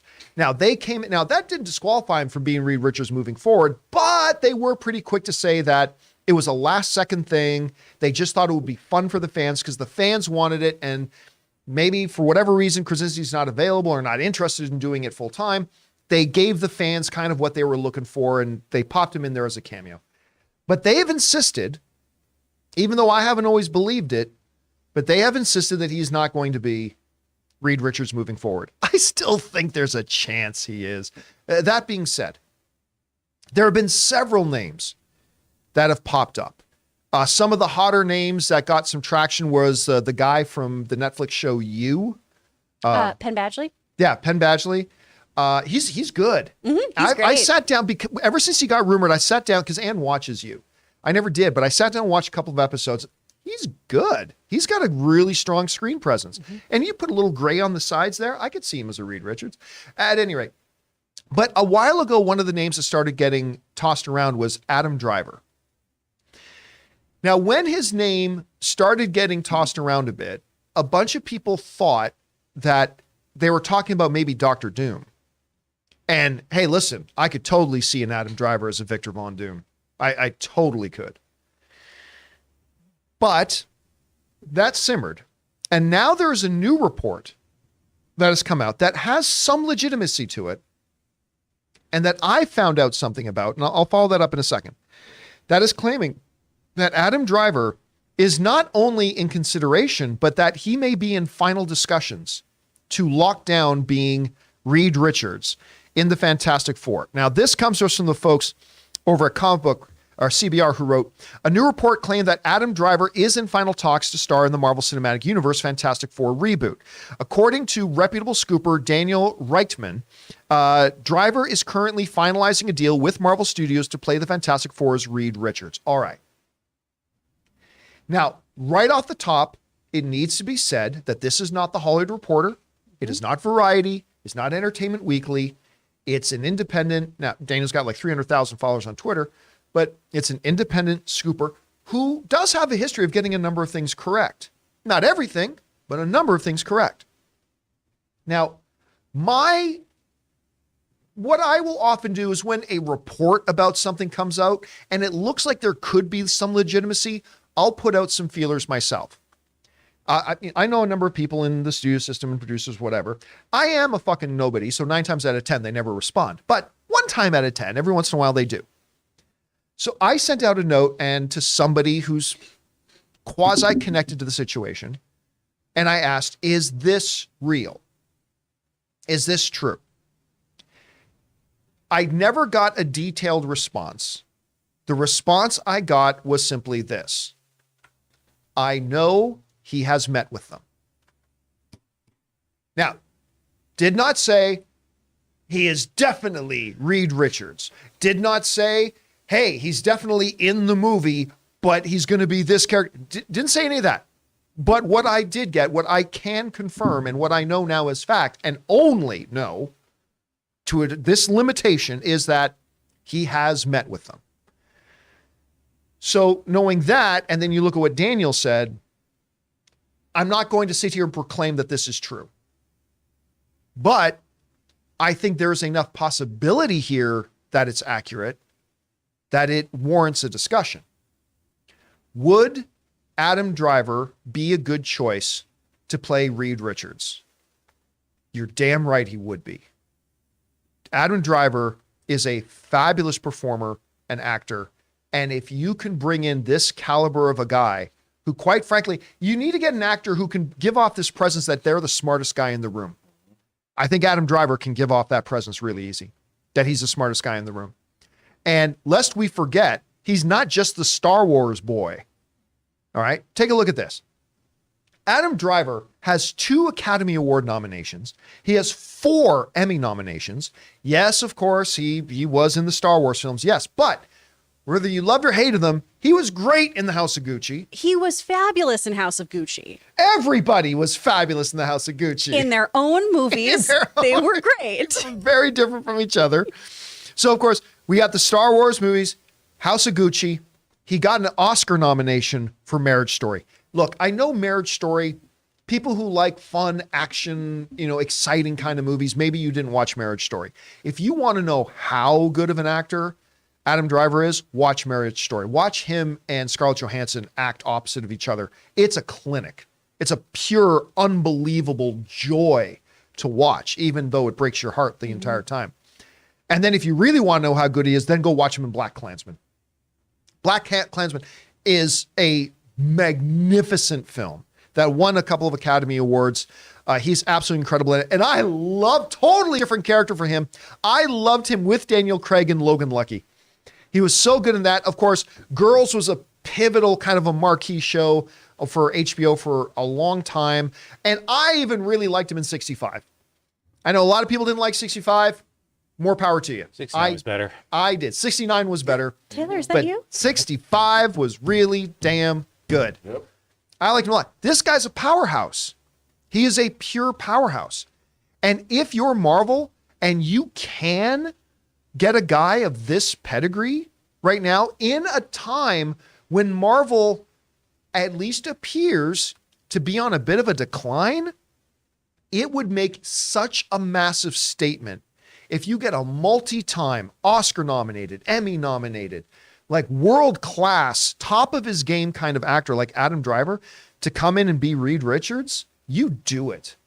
I personally think 100% you do. Now, does that mean Adam Driver would be my number one? Like if I put together a fantasy list that Adam Driver would have been in a vacuum, would have been my top fantasy list pick to be Reed Richards? No, probably not. But once his name gets thrown out there, I'm like, yeah, if you can do it, you sign him. And I think he would bring a veritas to this. I think he would just be awesome. I think he would be absolutely awesome in this role. I'm not saying that there's nobody else who could be better. I'm not saying that. But he would be incredible in this if it were true. I'm willing to go 52% that this is true.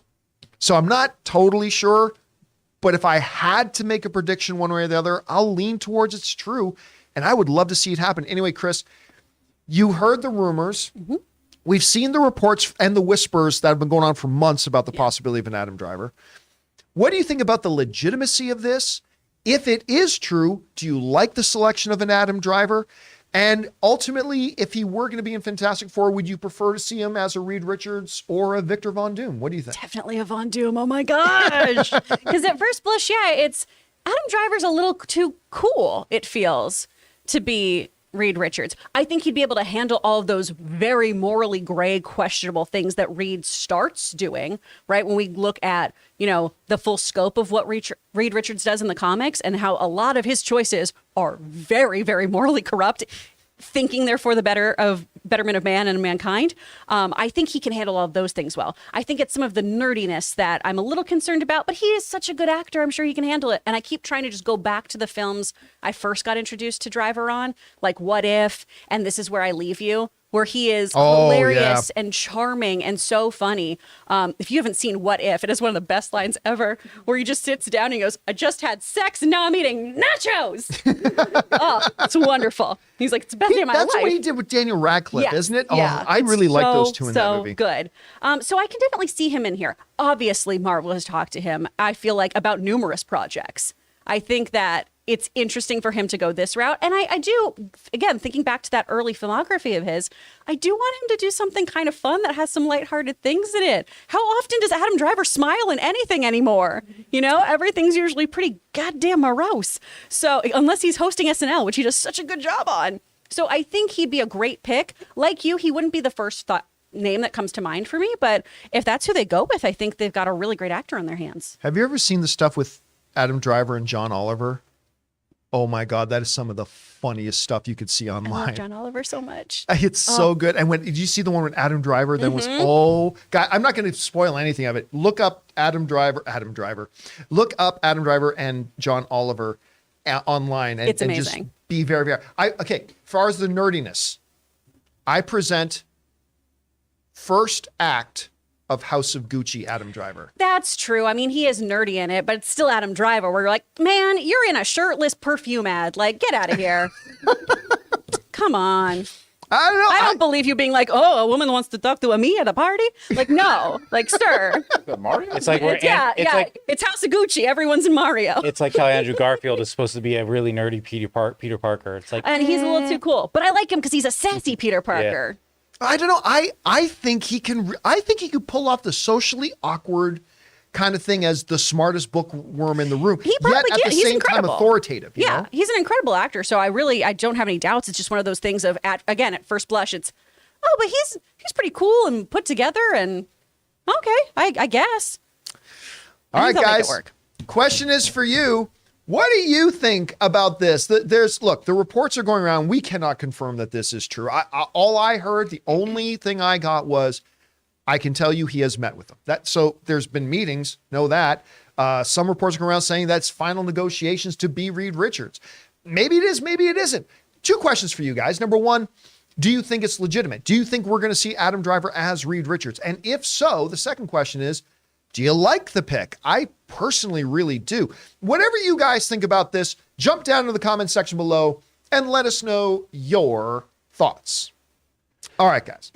With that down, we are now going to move on and start taking your questions that you guys have been sending in the last day or so, that you've been sending them in anytime, 24/7 to streamelements.com/JohnCampea/tip. We'll get to those in just a second, though, because first we're going to take a moment and thank a couple of other sponsors of today's show, our friends at ExpressVPN and the great folks at MasterClass.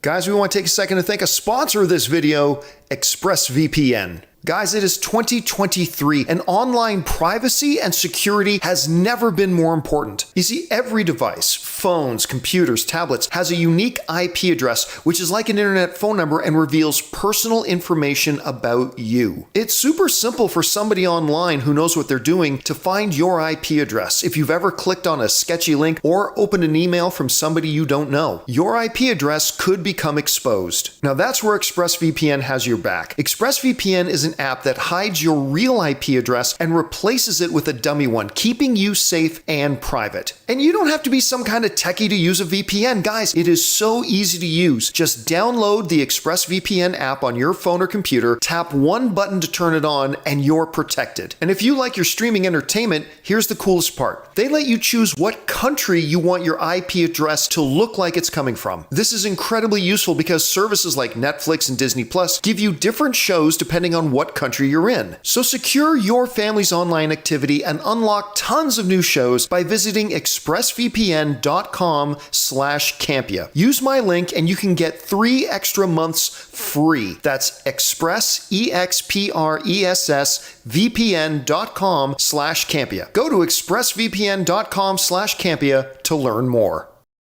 We want to take a second to thank a sponsor of today's video, MasterClass. With MasterClass, you can learn from the world's best minds anytime, anywhere, and at your own pace. You can learn filmmaking from James Cameron himself, you know, the guy who made 3 of the 4 biggest films of all time. Improve your writing by taking screenwriting from one of the greatest who's ever done it, Aaron Sorkin. Or maybe learn how to make great comedic content by taking comedy by the one and the only Judd Apatow. And many of you guys know I'm a big poker guy, and I recently got a chance to sit down and watch Daniel Negreanu, one of the greatest poker players in the world, teach poker. It was absolutely fantastic. But guys, whatever you're interested in, there is a class for you with over 180 exclusive classes taught by the instructors you know and love. And you can explore lessons in any order you'd like across your phone, tablet, Apple TV, computer, and on the go with audio mode. Individual lessons range from about 10 to 15 minutes in length that fit easily into your everyday life. Guys, I highly recommend you check it out. Get unlimited access to every class, and as a John Campea Show listener, you get 15% off an annual membership. Go to masterclass.com/Campea now. That's masterclass.com/Campea for 15% off Masterclass.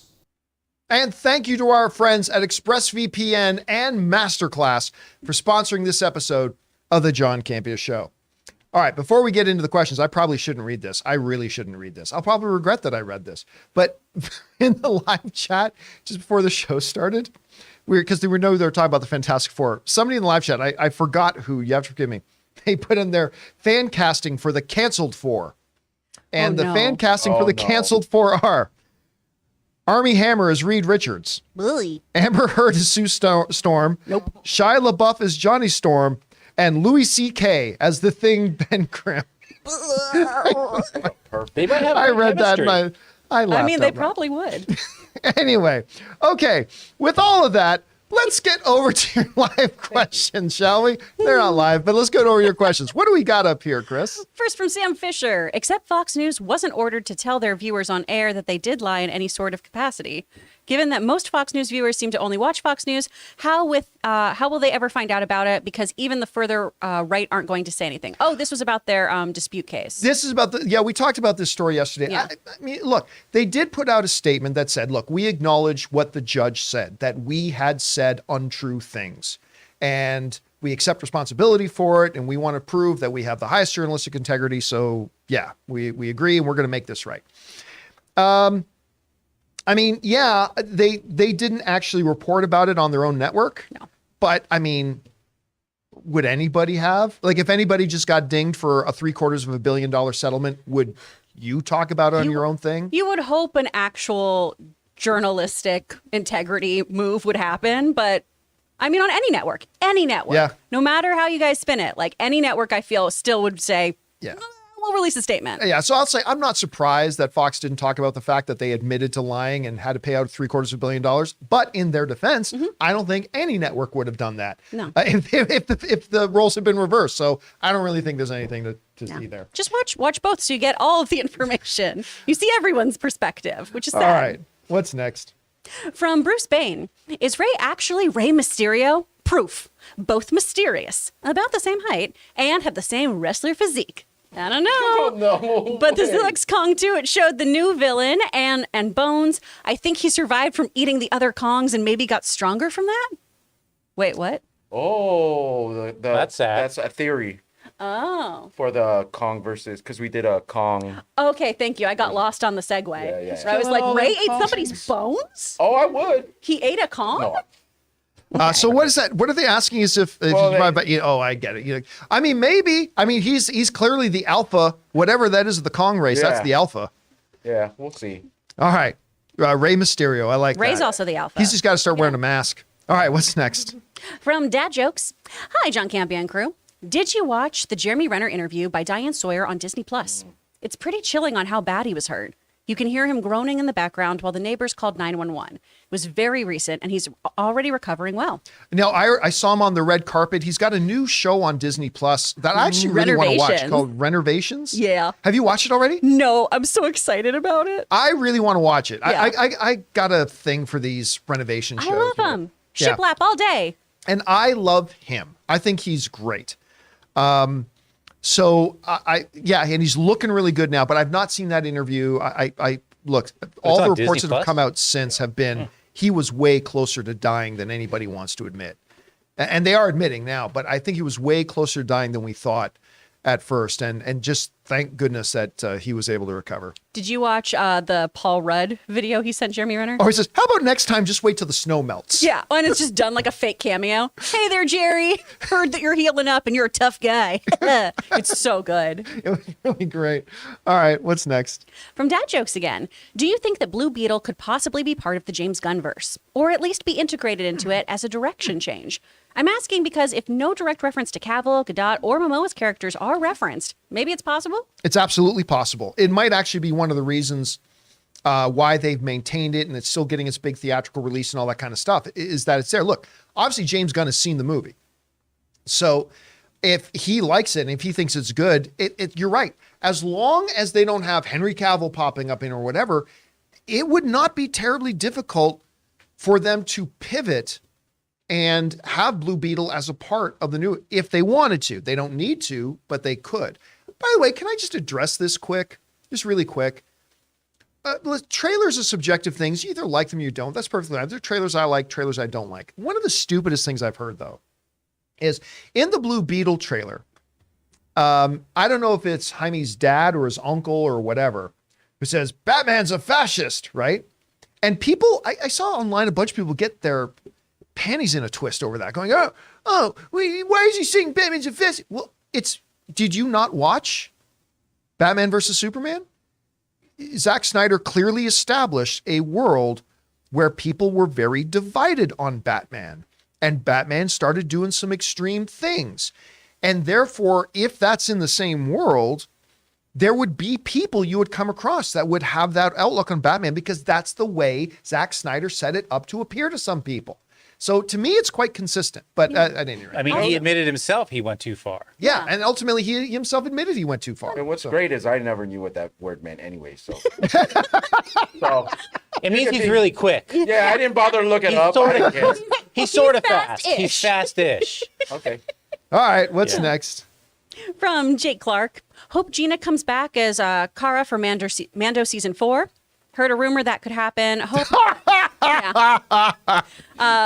hope that Mace is in Mando season 4 as well. Wherever you heard that rumor, stop listening to anything they say. Yeah. Disney is not bringing back Gina Carano. They have well moved past her. They might so- bring back Dune. They might bring back Oh, Cara Dune. they could bring the character back. Just not with Gina. The more likely one, there was a picture that went around that some people made. I don't know if they're correct on this or not, but in the episode of Mandalorian, when they find the ship that Moff Gideon was being transported on, there's a frozen hand kind of in the background. And somebody did this photo comparison of the glove on the hand and all that kind of stuff to Cara Dune's glove and hand. And they're saying that the implication was that Cara Dune was one of the Rangers transporting Moff Gideon, and she died in that. Now, of course, Star Wars has made no official thing about that, and it could just be a simple fan thing. But no, they're not going to bring back Gina Carano. Not at all. All right, what's next? From Robert. Hey, John, been a fan since the Endgame speculation days. Your insight into the pop culture industry always makes my day. That being said, don't you think it's disgusting how Majors is being treated compared to Miller? Thanks, and bring on the filthy. When have we started judging things based on what? So why is it a comparison? The whataboutism is very dangerous, especially when they're two completely different companies that are doing it. And listen, what Jonathan Majors is being accused of, and look, and I'm on record. I don't know what happened. I certainly hope we find out that none of it is true, and I hope he's able to get right back to his career. That's what I'm hoping for. But make no mistake about it, you don't know what happened. Neither do I. And what he's being accused of is really fucking serious stuff. Don't brush it under the rug. It's fucking serious. And especially with more women apparently coming forward, it's serious. And therefore needs to be treated seriously. Now, this can still have a good outcome. Right? We could find, again, we may find out the DA said, hey, now that I've seen all the evidence, it is clear that he has done nothing. And if that happens, fantastic, wonderful. But if you're a business and you've got somebody who's May 8th is going into court. You got somebody who's being charged with some pretty damn fucking serious stuff. You can't have that associated with the thing. Whether he's innocent or guilty or not, you would much rather have another actor in those roles that's not going to bring that baggage into your project. So as of right now, I don't know. We just have to sit and wait till we actually find out some facts because we don't know anything. All we are hearing is little tiny bits of information. And then what we as people do, and this is normal for us as people do, we get a little tiny piece of information and we stretch it out to be an entirely all-encompassing thing. And then we make ourselves feel like we know exactly what happened. And we don't. Look, I talked for a year or more on this channel how they dropped the ball with Ezra Miller. They totally dropped the ball on Ezra Miller.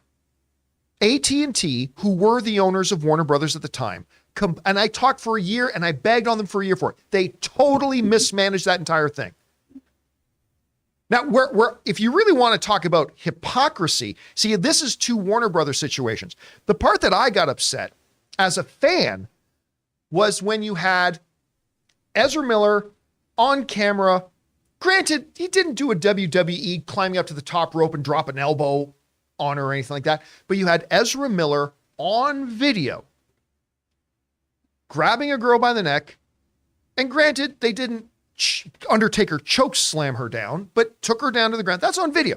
Meanwhile, and then AT&T said nothing. They said nothing. They never mentioned it. They never brought it up. They never addressed it. They were just, shh. People are stupid and they'll just forget about this. So but one of the cast members on their Flash TV series, I can't remember the actor's name, the guy who played the elongated man. Oh, yeah. 7-year-old tweets came out, stupid tweets, idiotic tweets. Really gross tweets. Gross tweets, stupid, awful, brain dead, idiotic tweets. Tweets that were 7 years old. And they fired him instantly. Mm-hmm. I'm totally cool if they had not fired him and addressed it and said, we're going to deal with this and we're going to have him talking to people and whatever. But I don't know how AT&T ever looked at themselves in the mirror or went to bed at night saying, one star of one of our properties, we got on video physically doing something. And we don't even talk about it. We never mention it. This other guy, he tweeted something 7 years ago that we never caught before. Fired. And again, I don't blame them for firing him. What I have always had a problem with was the discrepancy between how you handled this one situation, the inconsistency of how you handled the one situation versus how you handled the other one. If you want to say, we're going to work with both these people, we're going to try to see if we can resolve this, we're going to try to see if we can redeem it, we're going to try to see if we can salvage it. And if you did that for both of them, I would have been totally fine. If you said, you know what? These actions on both of their part are inconsistent with our values as a company, and we are going to wish them well and part ways with both of them, I would have been fine with that too. How you get one of them on camera physically doing something and say nothing, and how you get another one that had tweets from 7 years earlier and that gets you fired? That's part of the reasons why I was so fucking happy that AT&T lost control of Warner Brothers. And one of the reasons why I was so happy that Discovery and David Zaslav came along and took Warner Brothers away from them. It's like, I'll never understand that. Now, the Jonathan Majors situation is completely different. It's a different company. It's a different year. It's a different set of circumstances. And listen, I also want to point this out too. A lot of people I've been reading is like, well, Jonathan Majors is losing a couple roles, but meanwhile, nothing's happened to Ezra Miller. Yeah, I really? don't get that. I have not heard. Did I miss something? Did I miss a whole bunch of the casting news of Ezra Miller getting a whole bunch of roles recently? No? Yeah, no one's lining up to work with Ezra Miller right now. So let's not pretend like they're two totally different situations. But again, we got to let each situation play themselves out individually and let's see what happens. Hopefully sanity prevails. There's some difference there too, because Ezra didn't have like this commercial. He wasn't working for the U.S. Army. He wasn't doing that thing for some company. Like Jonathan Majors was. So then you hear all this news as we're dropping him. Well, Ezra didn't have those locked Ezra in. wasn't in the midst of a whole bunch of stuff. So you didn't hear him getting dropped. Yeah. So, he didn't have anything. I think it's mostly just because we're seeing the optics of all of this that people are saying, well, based on what is being presented to me right now, I can see some sort of bias in treatment here, right? Because this is a fresh story. And we know that Ezra Miller has a big movie coming out, right? Yep. And so I think that's part of the issue right now, too, is just, well, I know they're the star of a movie still. I know he still has a movie coming out. And now this person has everything being dropped. So I feel like maybe that's part of why people are saying there's some sort of bias, there's some sort of issue it's here. understandable. And I It's totally messy. understand that, too, Well, because that's why I say release Loki too. Yeah. It's shot, it's done. But then if he's guilty, move on. If he's not, keep working. yeah. But I totally understand why people see it. But yeah, there's so many components to all of this. Yep. And look, it's just messy. What we though have to do as people outside of it, the first thing we need to do is look in the mirror and say, I don't know everything about this situation. And I'm going to hope for a certain outcome, but be prepared that it might be something else. And let's just see what happens as the facts start to play out. All right. Sorry. We spent a lot of time on that. I get kind of hot under the collar about that one particular issue. Anyway, what's next? From Suthius, even though I'm married, I kind of feel bad sometimes when other couples have to wait for each other to watch a show or movie. I couldn't do that. My wife, having grown up in Cambodia, watches nothing but Asian dramas. She watches her stuff, and I watch my stuff. Oh, you are so lucky you don't have to wait to watch stuff with her. Listen, Anne and I don't actually have a lot of shows that we watch together. Like she'll watch, I have no idea why. She watched, what's that? Love is Blind. She'll watch Love is Blind. She watches You. She watches, there's a number of shows like that, right? That I don't watch. I watch a number of shows that she does not watch. I was watching Picard season 3 and there are a bunch of shows I watch that she doesn't. But when we do have some shows that we are absolutely committed to watching together, like we're watching Succession together. We just decided we're going to watch Beef together, which is why I haven't watched an episode yet because we haven't been able to align our schedules. That and it's NBA playoff time, and Ann and Ray are very much about the LA Lakers, so Ann's kind of invested right now in what's going on in the NBA playoffs. And I'm personally a little bit distracted with the Toronto Maple Leafs being in the playoffs and getting their heads kicked in so far. But soon we'll get around to it. All right, what's next? From Elminster, giving a $50 tip. Wow, That's so thank nice. you, Elminster.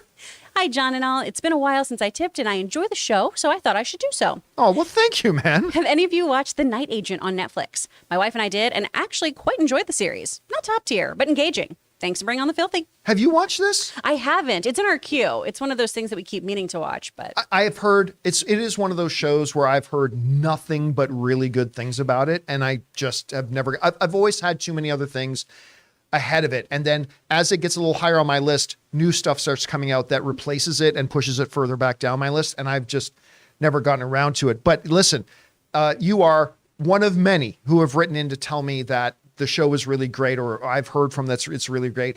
I do got to get around to watching it at some point. So anyway, hey, and thank you again, man, for supporting our channel on that level. That's incredibly generous of you. So thank you again for that, dude. All right, what's next?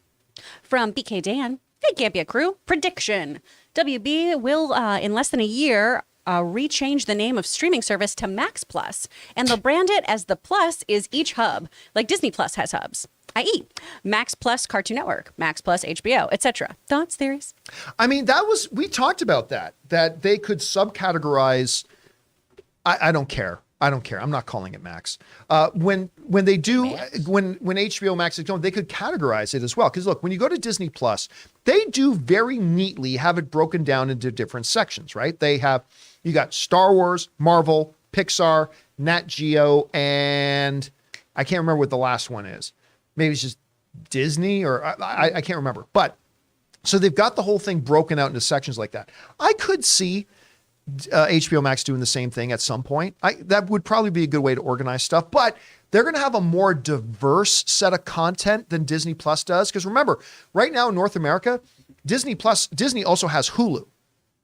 So there's a whole bunch of stuff there too. So HBO Max might have a little bit too much of a diverse body of content to just break it down neatly into 4 or 5 subcategories, but it wouldn't be a bad idea. All right, what's next? From Jay Bling, if nothing else, it feels almost guaranteed that Jason Momoa in Fast 10 will be the most entertaining villain in the Fast franchise that there's ever been. Also refreshing to see John Cena be a little bit more of his natural fun self this time around, unlike Fast 9. Aww. Listen, John Cena works best in lighthearted stuff.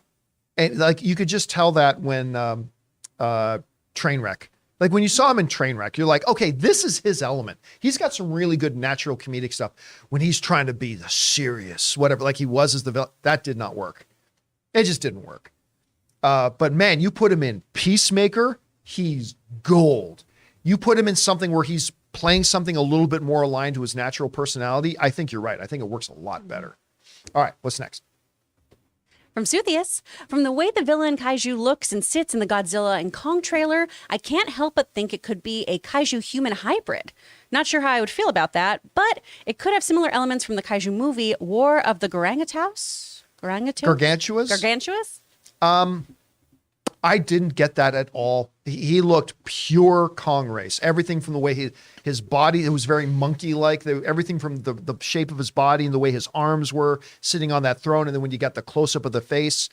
I mean, I'm not saying your theory lacks any merit or that can't be the case, but I didn't get that impression at all watching the trailer. It looked straight up. This is one of Kong's ancestors. This is one of Kong's species and just much more alpha. So, but you might be right. Let's see. All right, what's next? From Amin, imagine if in the James Mangold Star Wars film, the first Jedi actually came from Tatooine. I wouldn't be surprised, honestly. Would maybe explain why we keep going back there. Oh my God, everything just keeps going back to Tatooine, which again is supposed to be a nothing planet in the farthest planet away from the bright center of the universe. I mean, yeah, I wouldn't doubt it. No, but what it probably end up being, what it should be is, damn it, what was the name of the planet in Rogue One that they destroy, that they come across? Yeah, where they siege. It's like the holy city where they're strip mining all of the kyber crystals from. I can't remember the name. It wasn't Scarab. It was Jeddah. Yeah, that Jeddah. was what. That's right. It was Jeddah. Jedi. Yeah. Yeah. See, it should be Jeddah. That's where it should be. But it'll be interesting. But no, God, please don't let it be Tatooine. All right, what's next? From Amin, in the end, for me, Mando season 3 was just okay. If someone makes a 2-hour cut of this season, like Kenobi, it'd be fantastic. Also, I guess the fuel issue with the Mando jetpacks got resolved pretty quickly compared to that one episode. No one's fuel ran out. We were just talking about that before the show started. Because I came in, it's like, so let me get this straight. Mandalorians, we don't have enough fuel in our jetpacks to chase this bird. Also, Mandalorians, hang tight while I fly across the continent and then up into outer space. A little bit of an inconsistency there. Yeah. Different sects of Mandalorian, though. Same size jetpacks. Maybe their fuel's better. I don't know. Maybe they use kerosene. The thing too about that bird is I could see it. They're like, we've got to catch that bird. They always get away. They said, we got to follow it all the way to its nest. We can never follow it all the way to its nest. We run out of fuel. Then how do you know where its nest is? I know. So listen, there were some great things about Mandalorian season 3. There were some great things that I very, very much enjoyed. The writing was clearly subpar. I think they used Chat GPT. Maybe Jon Favreau was, and who I love Jon Favreau, but maybe Favreau was like, you know what, I'm really busy. Let's try this Chat GPT thing. Dear Chat, who would be great co-stars and cameo stars in a Mandalorian episode? Red 5. Lizzo and Jack Black. Got it. You shut your mouth. I want them to be a couple in everything from now on. Love them. All right, what's next? From Tiberius. Hi, John and gang. Been away for a while. I'm a cop who works crime against children. Oh, I remember. Yeah, I remember Tiberius mentioning he was a police officer before. Which exposes me to the worst in humanity. Often while working, I have this show on in the background to help keep my mind off the unspeakable cases I deal with daily. Oh, Tiberius. Well, listen, that's the great thing. We always say this. The great thing about movies and the fans that talk about them is it offers you that, what I call an oasis. I don't call it an escape. It's an oasis where it just reminds you about certain things. It lets you reset your mind. It lets you do all that kind of stuff. And that's the great things about movies and the communities that follow them. So we're glad that you're a part of ours, and we're glad that, whatever little part our show can do to help you through those days is a part of that. So thanks so much for sharing that, man. And we appreciate what you do. All right, what's next? Just a follow-up here. More from Tiberius. Just in case any of you wonder whether or not what you do every day on the show makes a difference in the world, please know that, at least for one battle-weary cop who's trying to keep the most vulnerable amongst us safe, you all absolutely do. Thanks. Thank you for sharing that. I can't adequately put into words what that actually means to us. So thank you again. And again, thanks for what you do, man. We appreciate it. And we're glad that you're here. All right. What's next? From Marasum, I can't believe this, but I watched Super Mario Bros. And I can't remember the last time I was this disappointed after watching a movie. The stuff that happens on Earth, I liked. Everything else felt like the laziest member berries form of storytelling and an extended sequence of the most popular Mario levels from the games. I'm a huge Mario fan and have been playing since the 90s, but this was a poor and lazy adaptation in my humble opinion. Jack Black was my fave, but Seth Rogen's Donkey Kong really took me out of it. I've also heard from people who quite like the movie that they weren't quite thrilled with the Seth Rogen Donkey Kong. For me personally, it worked. I like that. But yeah, listen, when I came out of it, I came out of that movie with a giant smile on my face, while at the same time being very cognizant of the fact that this isn't a great, well-written movie. I mean, it could have been better. Like the Lego movie was better because it had all the great fun that Super Mario had, but they also put a real story in it. And that ultimately came down to being a story about a father and a son. And I wish that Mario, as much as I enjoyed Mario Brothers, and I did, I had a very good time with that movie. But I also recognized what probably could have taken it to the next level. No video game pun intended. And I could see why there would be some people that walk out. Like you probably went into that movie looking for other sorts of things in it. And I would totally understand why there are people who don't like the movie, and I get why. I do. I personally did enjoy it very much, but I can totally understand why some wouldn't. All right, what's next? From Chris Parker, who would you like to see run Lucasfilm? Personally, I think Feige has been appointed for a while now. None have his track record, few could handle the responsibility, and he has the rare qualification of being able to be studio head and produce. As for being a lateral move, is that a bad thing? Stephen King has written dozens of books, yet he keeps writing. I don't see Feige as a suit. He's a creative genius, and I think he'd relish a challenge like Lucasfilm. Plus, he's a Star Wars nut. There was a time, not terribly long ago, that I thought the Star Wars move would be a logical move for Kevin Feige. I've been convinced otherwise. I've had some good discussions with people who've convinced me otherwise. For a couple of reasons. Number one, you're right, it is a lateral move. Sometimes lateral moves can still be good if you're moving from one situation to a better situation. The unfortunate reality is Kevin Feige would be moving into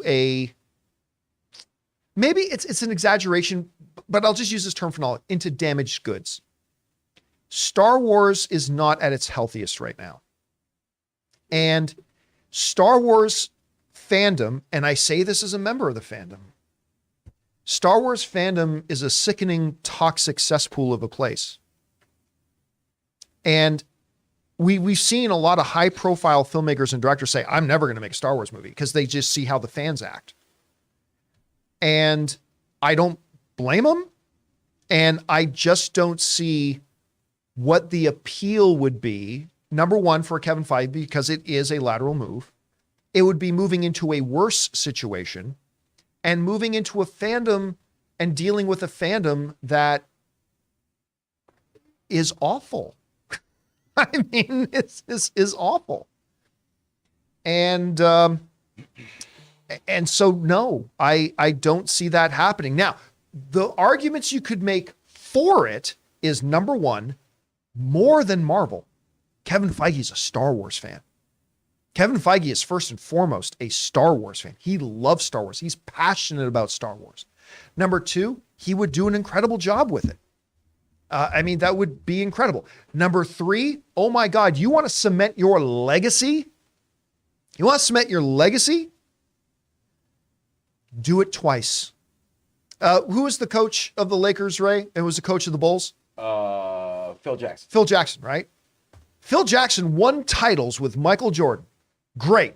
He probably was already going to be a Hall of Famer coach after that. But don't forget, he also had a playing career. He was probably already going to be a Hall of Fame coach just after coaching the Bulls and winning a bunch of rings. But then he went somewhere else and won a bunch of more rings. That takes you from Hall of Fame to legend, right? And maybe if you wanted to look for an argument about why Kevin Feige maybe should or could go over and take over Star Wars, you could look at, okay, his legacy cemented. He's created the most successful film franchise in history. It will probably never be touched. He's gotten Academy Award nominations, broken box office records, averaged $1 billion a film for his franchise, shepherded it for over a decade, topped the box office charts, all that kind of stuff. Great. If he could then go over to Star Wars, if Kevin Feige could go over to Star Wars and resurrect it and set it in a new direction and make it the cream of the crop, box office darling, critic darling, audience darling before, he's gone from being a first ballot Hall of Famer in the Hollywood Hall of Fame to being legend. Again, I think the cons against it would keep him from doing it, so I don't think it's going to happen. But if you wanted to look for arguments why he would, those are them. Those are them. But I don't think it's going to happen, unfortunately. Okay, what's next? From Grogu Campea. Hey there, cuz. Here's my dream Fantastic Four cast. Reed Richards, George Clooney, Sue Storm, Margot Robbie, Johnny Storm, Zac Efron, Ben Grimm, Josh Lawson, Victor Von Doom, Henry Cavill, Silver Surfer, Chris Pine. Just my opinion. Okay, so Jen, maybe you can look this up for me. Huh. How old is George Clooney? Oh, wow. Now, maybe they're not married. I love the Cloon. I love the Cloon. I do. I think he's fantastic. He's in 60s now, right? I think he's in his 60s. Yeah. At this point, do we have an answer on that? He is 61 years old. He's 61. And how old? Does anybody know how old Margot Robbie is? Not 61. Nice. Margot Robbie. Yes, it is official. She is not 61. That will do it. And, She's 32. she's 32. So basically, there's Twice a the 30-year age difference. Now, the other thing, too, is now they don't have to follow this, but Reed and Victor are supposed to be contemporaries. Yep. Right? They're supposed to be contemporaries. I don't know that having one be 20 years older than the other fits with the Fantastic Four mythos. Hey, you could change that. You could change that. Listen, I love George Clooney. I really do. And I'll see him in a lot of stuff. Hell, I'd see him as Doctor Doom. But no, he can't be Reed Richards. Unless they give him like bat nipples on his Fantastic Four suit. Yes. Then I'm okay. Then Ian. Or if, damn it, who's Logan's crush again? Helen Mirren. That's right. You want to have Helen Mirren as Sue Storm? Then maybe you really can see did that work. come But from I just can't see George Clooney as that. As much as I love him and I've seen him in 100 other things. I'm going to come home to Logan looking up fan art of Helen Mirren and a Sue Helen Storm Mirren, outfit. Storm. Like, Fantastic. All right, what's next? from Sam Fisher. I tried to watch Rob's Picard finale watch along, but he spent the entire time talking about his hatred of the people in control.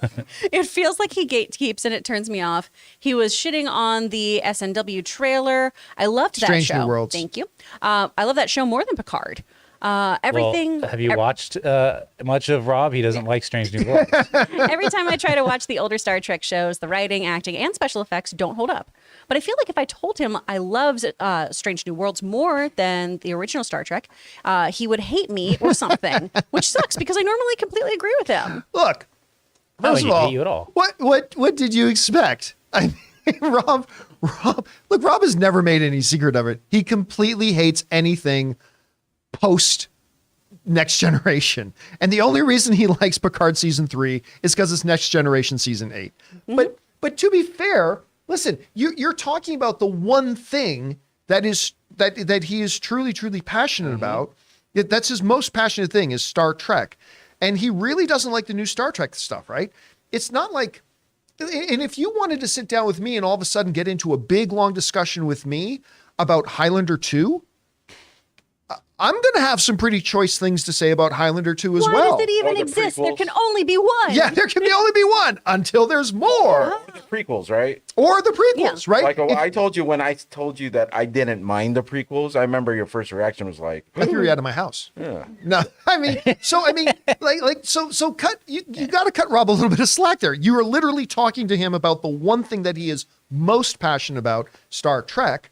And then when you talk about to anybody about the thing they are most passionate about, when you get into the things they don't like about that thing, you're going to have equal levels of passion. Only it's going to be more negative. So, what I would say, Sam, is, what did you expect? Yeah.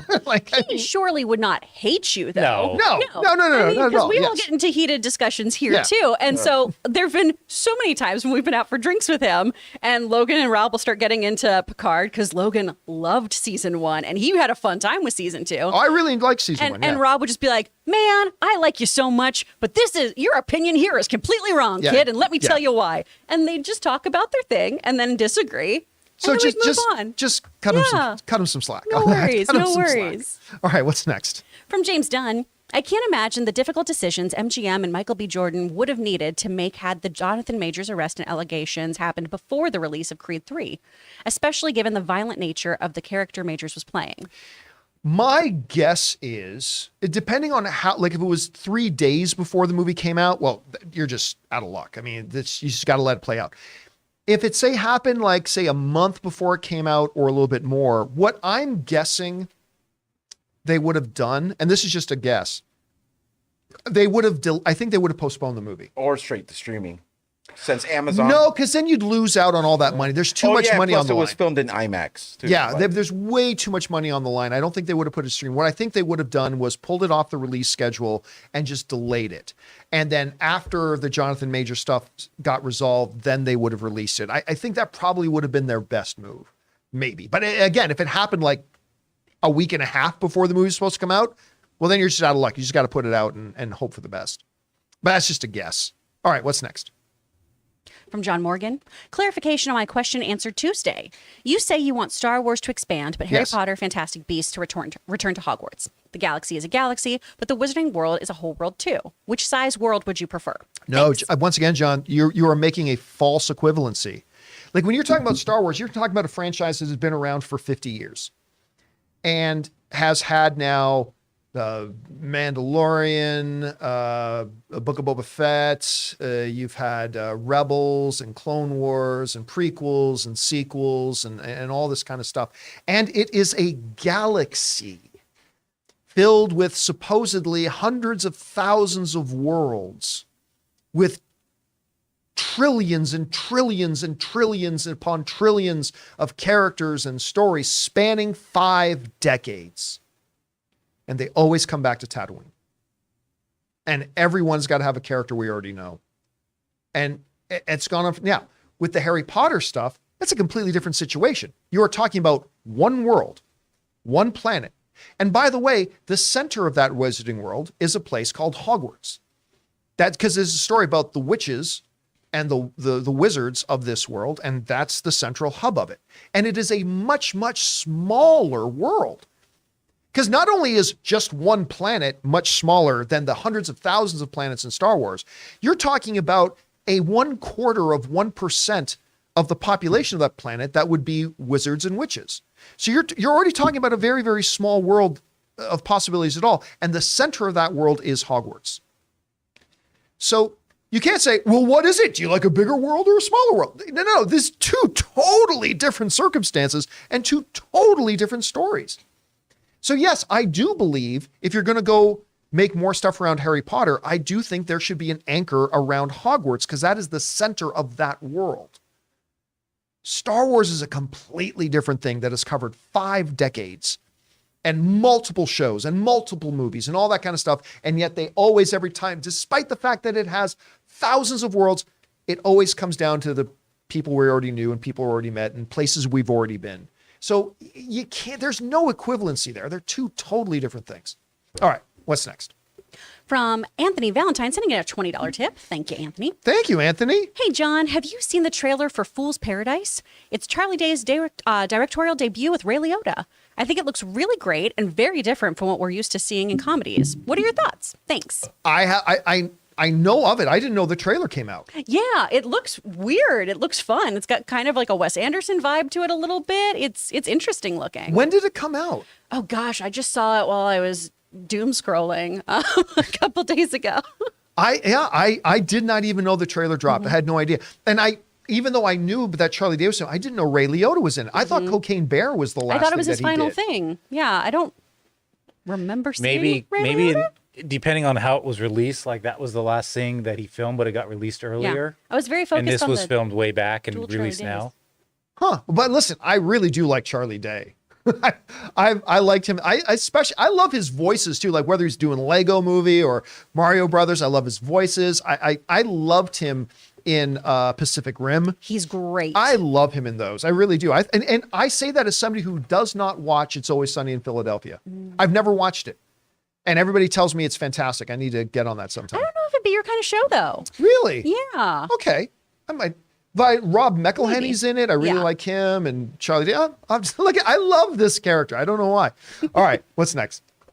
From Don't Jump the Gun, I hate to be that guy, but I find it sickening that almost all the trades yesterday were quick to report on the negative majors news, but as soon as news detailing what actually Oh, I'm scrolling the wrong thing. Here you go.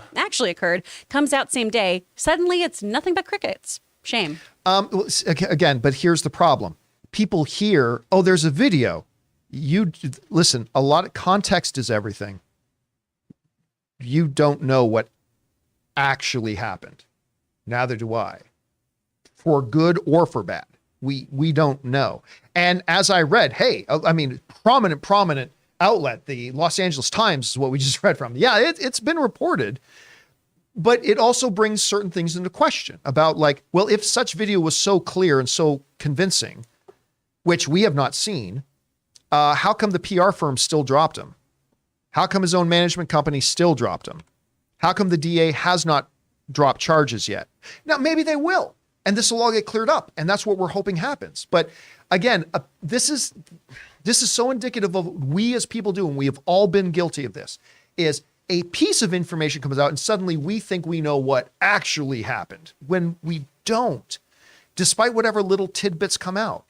And we're just going to have to, I think, take a breath and let this play out a little bit. And let's see what happens now that the DA is in possession of all this stuff. And we'll see, does it get dropped before the May 8th court date? Does the DA say, no, we got so much evidence that I don't know. We're just going to have to wait and see. But it was covered. We brought it up on this show itself. It has been covered.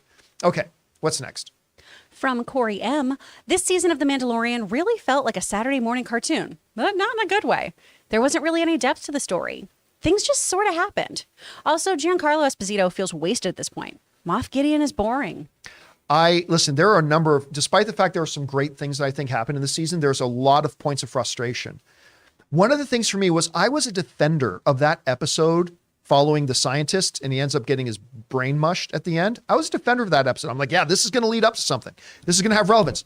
It was pointless. Yeah. It was meaningless. It had no impact on any of the actions of any of our characters. I feel like she could have just killed him. I mean, yeah, it literally, she just could have snuck into his room, shot him, and that would have made more, this whole elaborate scheme to get this to happen, it had no point.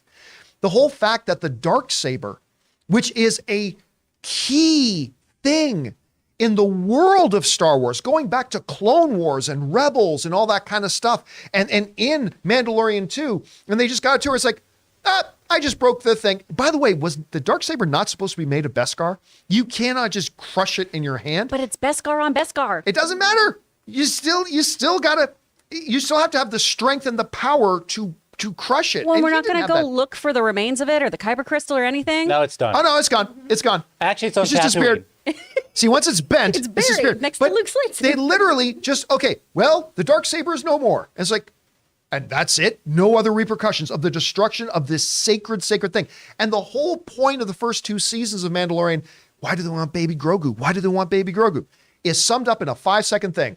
I was going to make clones of myself with the Force powers. Now let's fight. And that's all of the first 2 seasons was all for that one 5-second bit of dialogue. And that was it. There were a number of very, very frustrating things about this season. That was a really good transatlantic accent, by the way.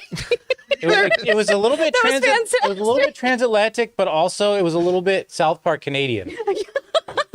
Listen, buddy. Hey, buddy, that's my lightsaber. That's how they all actually talk. That's in how we Canada. speak. I'm 1,000% sure. Yeah. That was a major flaw though in the writing because they did that a couple times. So when he gives her the dark saber, you could tell. Well, they were waiting for him to do that at a moment where they had all these people gathered to be like, you should have this. It was so flawed. Yeah, your rationale for giving it to her happened 2 fucking episodes ago. And just now you're like, oh, hey, now that I think about it, here. Now that it's convenient for the story. This whole big conflict and story that they set up at the end of season 2 is like, Bo-Katan needs the Darksaber to rule Mandalore. But the only way she can possess it if she defeats you in combat. And they set that up, and it's something we've been thinking about and looking forward to. And they resolve it with, hey, now that I think about it, she took out the guy that took me down, so here, it's yours. It's like, really? That's how you resolved that? I don't know. It just felt like the whole season, again, while there were some great things in this season that I really enjoyed, there were a lot of these head scratcher things from a story, from a screenwriting, from a writing perspective that were uncharacteristically bad. It's like the strike already happened. Yeah, it's like the writer's strike was ongoing. Oh, no. Oh, all right. What's next? From Anonymous sending in a $20 tip. Thank you, so much. Anonymous. Y'all have a great week at CinemaCon. I'm leaving for Europe tomorrow, Friday. Have a good one. For a week to help my heterosexual life mate celebrate his 40th. So I'll be missing your coverage. But I'll catch up when I get back. Salute, John and company. You know what's great?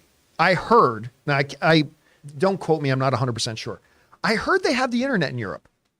I heard rumors. They might have some of that interwebs in your. No, seriously, that sounds like a blast, man. Have fun out in Europe celebrating your friend's birthday. That's amazing. And yeah, again, that's a good segue to help us remind you guys that next week, instead of regular episodes of the John Campea Show, we are going to be in Las Vegas.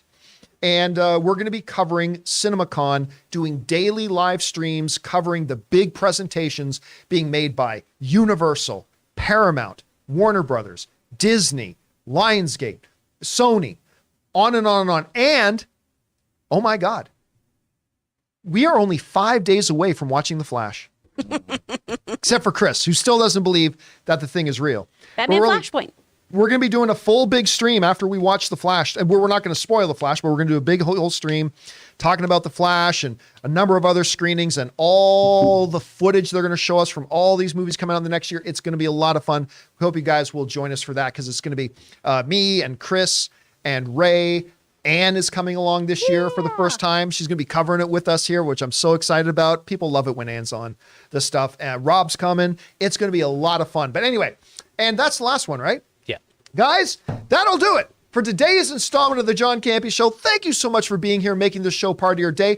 Big special thank you to all you guys who sent in those questions. Number one, because you gave us great fun things to talk about. And number two, you supported this channel as you did it. And all of us involved with the show, thank you guys so very much for your support. I want to thank the people in the room here. We got Ray Ora sitting back there is Jen, Jonathan running the show. Chris has been here. Guys, my name's John Campea. Thanks a lot for being here. And until next time, my friends, bye-bye.